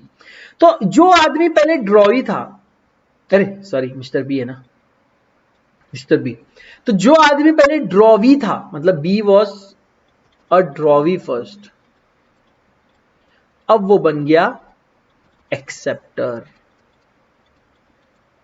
अब इसमें बहुत सारे कंसेप्ट ध्यान से देखेंगे अपन। क्या बन गया ये? एक्सेप्टर। पहले ड्रॉवी था, फिर एक्सेप्टर बन गया। अब ये बिल वैलिड है और अब ये बिल चला जाएगा किसको? सी को। अब बिल के पीछे सी चाहे तो सी खुद रखे, या तो उसको डी को दे, डी चाहे तो ई को दे, ई चाहे तो एफ को दे, एफ चाहे तो ऐसा ब्लैंक एंडोर्स कर दे या जी को दे। ठीक है। अच्छा एक क्वेश्चन पूछना था, वो प्रोमिसरी नोट को फिर ब्लैंक में एंडोर्स कर सकते क्या? क्या प्रोमिसरी नोट को ब्लैंक में एंडोर्स कर सकते हो? सर ब्लैंक में एंडोर्स करना मतलब उसको बियरर बनाना। क्या सर बियरर बना सकते हो? क्या आप प्रोमिसरी नोट बियरर बना सकते हो? No sir, a promissory note can not be made payable to bearer. RBI इसको मना करके रखता है। तो प्रोमिसरी नोट हमेशा किसी ना किसी के नाम पे ही जानी चाहिए, और लास्ट में एक्सेप्टर जिसके हाथ में उसको नहीं मिलेगा, जिसका लास्ट नाम है ना एंडोर्समेंट उसको मिलता है। लेकिन बिल ऑफ एक्सचेंज देखते हैं अपन। तो बिल ऑफ एक्सचेंज के बारे में ऐसा लिखा है कि यहां पे ड्रॉवर है जो बिल बनाता है, ड्रॉवी को देता है, ड्रॉवी उसको एक्सेप्ट करता है। अगर ड्रॉवी ने एक्सेप्ट कर लिया तो वो बन जाता है एक्सेप्टर, और ड्रॉवी बोलता है ठीक है मैं पेमेंट कर दूंगा। अब एक और पार्टी बचती है, और उसकी जो लायबिलिटी है ड्रॉवी की, वो क्या है? एक्सेप्टर की प्राइमरी और अनकंडीशनल, मतलब सबसे पहला उसको ही पैसा मांगना है। जो भी इंसान जिसके हाथ में भी ये बिल ऑफ एक्सचेंज रहेगा, वो सबसे पहले जाएगा ड्रॉवी के पास, यानी एक्सेप्टर के पास, बी के पास, और बोलेगा बेटा पेमेंट कर दे। अब आता है payee. The person named in the instrument to whom or whose order the money is paid is by the instrument directed to be paid। तो अपने एग्जांपल में कौन है? बी, अरे सी, ये है ना, ये हो गया पे। तो ए हो गया ड्रॉवर, बी के दो रोल है, एक्सेप्टर, पहले था ड्रॉवी, और जब एक्सेप्ट कर लिया तो उसके बाद बन गया एक्सेप्टर, और सी का एक ही रोल है पे। समझ गया बिल ऑफ एक्सचेंज? अब आपको समझ में आ गया basic difference between promissory note and bill of exchange. Promissory note is like कि मैं प्रॉमिस कर रहा हूं मैं पे करूंगा, बिल ऑफ एक्सचेंज लाइक कि मैं I am asking someone else to make payment on my behalf. उसके पीछे का रीजन भी रहेगा, हम लोग सब कैरेक्टरिस्टिक्स जब देखेंगे। मैंने आपको बोला ना कुछ ट्विस्ट है, इसलिए तो अलग बनाया है। क्या ट्विस्ट है देखो, essential characteristics of bill of exchange, it must be in writing. Sir क्या नया बोले ना सर, आप आज आप सर दिमाग खराब करने ही बैठे हो। भाई मेरी गलती नहीं है, मेरी गलती नहीं। Must contain an express order to pay. I am sorry, मेरा काम पढ़ना पढ़ाना है, अगर आपको बुक में कुछ अमेंड करना है ऐसे ऐसे बात करो। द ऑर्डर टू पे must be definite and unconditional. अब मैं इतना अच्छा पढ़ाता हूं कि तुमको एक चीज दो बार पढ़ाने की जरूरत नहीं पड़ रही, उसमें मेरी क्या गलती है? एंड तुम तो मेरी तारीफ करना चाहिए कि सर आप कितना अच्छा पढ़ा है। तो ठीक है, राइटिंग में चाहिए, एक्सप्रेस ऑर्डर टू पे चाहिए, डेफिनेट एंड अनकंडीशनल चाहिए। अब आप बोलोगे सर साइन करना चाहिए, यस, ड्रॉवर मस्ट साइन। यहां पर क्या लिखा है? Drawer must sign. अब यहां पे एक और चीज है, ये भूलना मत है कि ड्रॉवर को भी साइन करना पड़ता है, एक और चीज है। अच्छा हम ये भी देखेंगे कि क्यों, वो भी देखेंगे, समझ, टेंशन मतलब। ड्रॉवर, ड्रॉवी एंड पे मस्ट बी सर्टन, फिक्स रहना चाहिए। ड्रॉवर कौन है, ड्रॉवी कौन है, पार्टी, पे कौन है। All this three parties may not necessarily be three different persons। oh my god sir, ये तो मतलब मेरा अभी दिमाग फट जाएगा सर, आप क्या बातें कर रहे हो। इनमें से one can play the role of two, but there must be two distinct persons in any case. As per section 31 of the RBI Act 1994, a bill of exchange cannot be made payable to bearer on demand. Cannot be made payable to bearer on demand. Bearer करना अलग है and bearer on demand is अलग है. ध्यान से देखो, इस sentence में क्रक्स है पूरा बिल ऑफ एक्सचेंज का. आप ऐसा बोल रहे हो सर ड्रॉवर, ड्रॉवी और पे ये सर्टन पीपल होना चाहिए कि mister A, mister B, mister C जो भी है. ऊपर सर आपने एक चीज बोल के हमको पूरा तरह शॉक कर दिया कि all this three parties may not necessarily be three different person. यानी आप सर ऐसा बोल रहे हो मिस्टर बी बोल रहा है asking to pay Mr. A 5 lakh rupees to Mr. B only. क्या यहां पे तीन डिफरेंट पार्टी है? ये हो गया ड्रॉवर, इसने साइन किया. ये हो गया ड्रॉवी, जिसको बोला है पे करने. अगर वो एक्सेप्ट करता है तो बाद में वो बन जाएगा एक्सेप्टर. और ये हो गया पेई. सर यानी सर ऐसे क्या ड्रॉवर और पेई एक ही इंसान हो सकते? भाई प्रॉब्लम क्या है? तुमको प्रॉब्लम क्या है? कुछ प्रॉब्लम है? भी चाहे तो खुद के पास रखे है तो एंडोर्स कर दे. ओके, समझ रहा है? अभी मजा आएगा बहुत. One can play the role of two but there must be two distinct person. दो लोग तो होना चाहिए, एक के पास से पैसा जाना चाहिए और एक के पास आना चाहिए. इतना तो बेसिक लॉजिक है. As per section 31 of the RBI Act, a bill of exchange cannot be made payable to bearer on demand. आप bill of exchange payable to bearer बना सकते हो. Payable to bearer is allowed, but payable to bearer on demand is not allowed. What do you mean by on demand? कि जब मैं मांगू तब मुझे पे कर दे, ये नहीं बना सकते. ठीक है? ओके, ये इसका भी सब अपन लॉजिक धीरे धीरे एक एक करके पढ़ेंगे. जैसे क्या होता है जब आप बिल ऑफ एक्सचेंज के बारे में थोड़ा और डिटेल में पढ़ लोगे ना, उसके बाद हम और एक एक स्टेप बाय स्टेप एक एक इंफॉर्मेशन हमारे क्लियर होती रहेगी. अभी जितनी है उतनी आप क्लियर रखो. The sum must be certain, the order must be to pay money only and must be stamped. बाकी अब देखो इसमें अगर आप देखोगे तो बेसिकली पॉइंट नंबर ई को छोड़ के कुछ भी अलग नहीं है. पॉइंट नंबर ई बोलता है ड्रॉवर, ड्रॉवी, पेई अलग तीन पार्टी होनी चाहिए. जरूरी नहीं तीन पार्टी तीन डिफरेंट पार्टी हो, कोई भी दो पार्टी ये काम कर सकते हैं. मतलब ड्रॉवर और पेई भी एक हो सकता है, और तो और एटलीस्ट दो लोग उसमें होने चाहिए. आरबीआई बोलता है कि bill of exchange can not be made payable on to bearer on demand. You can make it payable to bearer but not on demand. You can make it like this कि I promise to pay A और his order और to the holder of instrument on 20th September 2020 5 lakh rupees. अभी 20th September 20 पे अगर कोई भी random बंदा आ रहा है तो वो पैसे लेके जा सकता है. लेकिन आप ऐसा नहीं लिख सकते कि मिस्टर बी लिख रहा है कि mister A will pay 5 lakh rupees to mister B और हिज ऑर्डर और to the bearer of instrument on demand. भाई अगर ऑन डिमांड मतलब रैंडमली किसी भी दिन कोई भी इंसान ये पैसा ये इंस्ट्रूमेंट लेके 5 लाख आपसे मांगने आ सकता है. आरबीआई बोलता है कि इतनी हम आपको इतनी खुली आजादी नहीं दे सकते, बिकॉज इसका इकोनॉमी पे बहुत ज्यादा इफेक्ट पड़ता है. बिकॉज ये एक बंदा बना रहा है, दूसरा साइन कर रहा है. और अगर अब आपको आगे जाके समझेगा कि सेकेंडरी लाइबिलिटी भी होती है इसमें. तो अगर ड्रॉवी पे नहीं कर पा रहा है तो एक्सेप्टर के ऊपर भी लाइबिलिटी आ रही है. तो यहां पर इस चीज को आपको समझना है. सर आप बोलोगे ड्रॉवी एक्सेप्टर एक ही है. मैं आपको धीरे धीरे मैं इसीलिए आपको बोल रहा हूं, बहुत सी कंसेप्ट अभी आपको आना बाकी है. अभी हम बेसिक्स में ही, अभी हम एडवांस पे गई नहीं है. जब हम थोड़ा एडवांस में जाएंगे आपको नए नए कंसेप्ट आएंगे तब आपको समझ में आएगा ऑन डिमांड का प्रॉब्लम क्या हो सकता है. तो मैं आऊंगा इस पे वापस. ठीक है, चलो process of bill of exchange देख लेते हैं. तो mister Sam is drawer, he sold goods and draw a bill on Mrs रीत. ड्रॉवी मतलब इसने क्या किया, सैम ने गुड्स दिए मिसेस रीत को और एक बिल ऑफ एक्सचेंज भी बना के दिया मिसेस रीत को. उसमें लिखा है कि भाई मिसेस रीत please pay this amount to, either वो ऐसा चाहे तो लिख सकता है मिस्टर सैम ओनली, या चाहे तो मिस्टर राम, एक तीसरा एक अलग इंसान के भी नाम पे वो बना सकता है. मिसेस रीत को क्या करना पड़ेगा, उसको एक्सेप्ट करना पड़ेगा. अगर मिसेस रीत ने एक्सेप्ट कर लिया तो ये बन गया बिल ऑफ एक्सचेंज. और on maturity date of payment made by the drawee, mister Sam जो है वो अगर उसने खुद का नाम डाला होगा तो he will get the money और ट्रांजैक्शन कंप्लीट हो जाएगा। उसने अगर मिस्टर राम का नाम डाला होगा तो मिस्टर राम को वो पैसे मिलेंगे, और मिस्टर सैम और राम का एक अलग ट्रांजैक्शन होगा, तभी तो उसने मिस्टर राम के नाम पे डाला होगा। तो सपोज मिस्टर राम से इसने गुड्स खरीदे थे, किसने? सैम ने, और इसकी अभी पेमेंट बाकी है। तो rather than making a payment, mister Sam ने ये गुड्स मिसेस रीत को दिए और मिसेस रीत को बोले कि I am making a bill of exchange, you accept to make the payment of this goods जो मैंने आपको दिए, और किसको पेमेंट करोगे? तो डायरेक्टली आप राम को पेमेंट कर दो। तो शाम का बीच सामने जो गुड्स लिया, रीत को दिया, रीत को बोला राम को पेमेंट करो, और सब सॉर्ट हो गया एक ट्रांजैक्शन। ऐसा भी हो सकता है, या रीत से वो खुद के नाम पे भी डाल सकता है। ठीक है, तीन पार्टी डिस्टिंक्ट होने चाहिए, that's all. In the above image, firstly seller sold goods to the buyer and then draw a bill on him. Buyer received a bill and accepts it without any condition. On maturity, buyer will pay a sum of amount to payee. Payee may be a bank or drawer himself. Okay. Then let us. Yes, we have 15 minutes. We will just complete this fast. एक basic difference देख लेते हैं कि bill of exchange और promissory note में difference क्या है।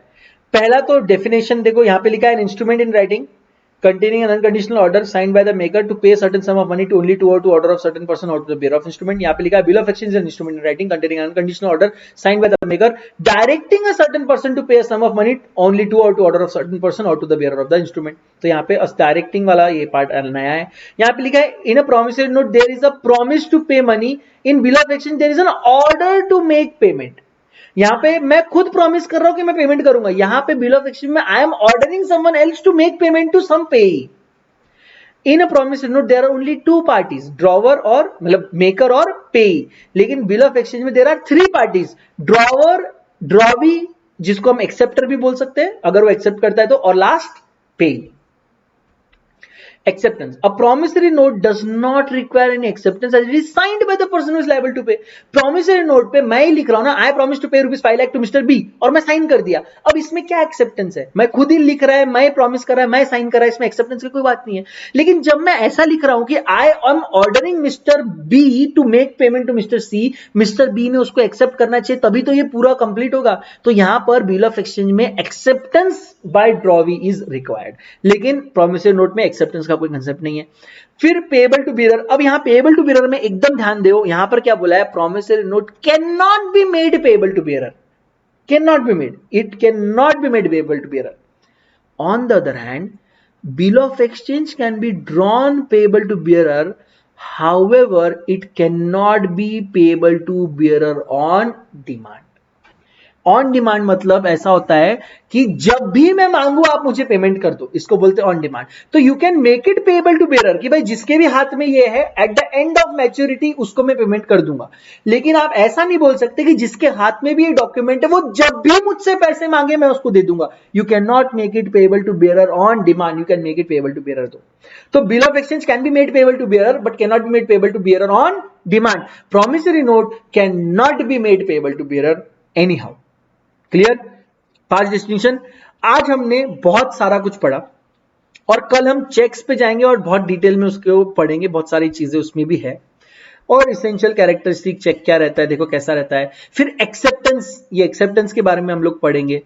उसके बाद राइट्स एंड लाइबिलिटीज है, होल्डर इन ड्यू कोर्स में आपको पता है ना, holder in due course is all together concept. बहुत सारी कंसेप्ट्स है इसमें, बहुत अमेजिंग चैप्टर है, बहुत इंटरेस्टिंग और अमेजिंग चैप्टर है। इसमें बहुत सारी कंसेप्ट्स हम लोग पढ़ेंगे, लेकिन one step at a time, धीरे धीरे। आज हमने बहुत कुछ पढ़ा है, तो मैं आपसे रिक्वेस्ट करता हूं कि आज हमने जो पढ़ा है आप उसको एकदम ध्यान से डिटेल आज ही उसको पढ़ के निकालिए, ज्यादा टाइम नहीं लगेगा आपको पढ़ने में। और लेकिन ये चैप्टर जैसा कि आप देख रहे हो, मैं आपके लिए जानबूझ के स्क्रॉल कर रहा हूं, चैप्टर बहुत बड़ा है। अगर आप लोगों ने आज आलस किया और थोड़ी थोड़ी चीजें आप पढ़ के उसको अपने दिमाग में फिक्स करते नहीं गए, तो बाद में आपको आगे अंडरस्टैंडिंग भी स्लो होगा, समझेगा नहीं और ये चैप्टर रिवाइज भी नहीं कर पाओगे। मैं नहीं चाहता कि बाकी टीचर्स जैसे मैं अदर लॉज को लाइटली लूं। अगर आप देख रहे हो तो मैं अच्छा टाइम यूज करके मैं अदर लॉ पढ़ा रहा हूं, बिकॉज ये बहुत इंपॉर्टेंट है। इसके डायरेक्ट सिंपल क्वेश्चन आते हैं और ये आपको बहुत मार्क्स देके जाते हैं। I don't want you guys to lose this marks. तो क्या करना है आपको? सिंपल, जो भी मैं आज पढ़ाता हूं ना, आज के आज उसको पढ़ लो। आज के आज ही मुझे इसकी क्वेरी अगर आपको कुछ आती है तो अभी के अभी भेजो और मैं उसको सॉल्व करूंगा। उससे क्या होगा कि हम लोग बहुत ज्यादा अच्छे से आगे बढ़ पाएंगे, आपके बेस बहुत स्ट्रांग होगा और आपको अच्छे मार्क्स मिलेंगे। तो आई होप आपको ये वीडियो अच्छा लगा हो। अगर अच्छा लग रहा है आपको वीडियो तो आप यहाँ पर मुझे लाइक, कमेंट, शेयर, सब्सक्राइब भी कर सकते हैं। बैचेस भी खरीद सकते हैं बहुत ही अमेजिंग रेट्स में, बहुत ही ह्यूज डिस्काउंट्स में ये क्लासेस अभी सेल आउट हो रहे हैं। तो आप अपने फ्रेंड्स को भी ये सजेस्ट कर सकते हो और मुझे कांटेक्ट कर सकते हो मेरे मोबाइल नंबर पे 8668321907।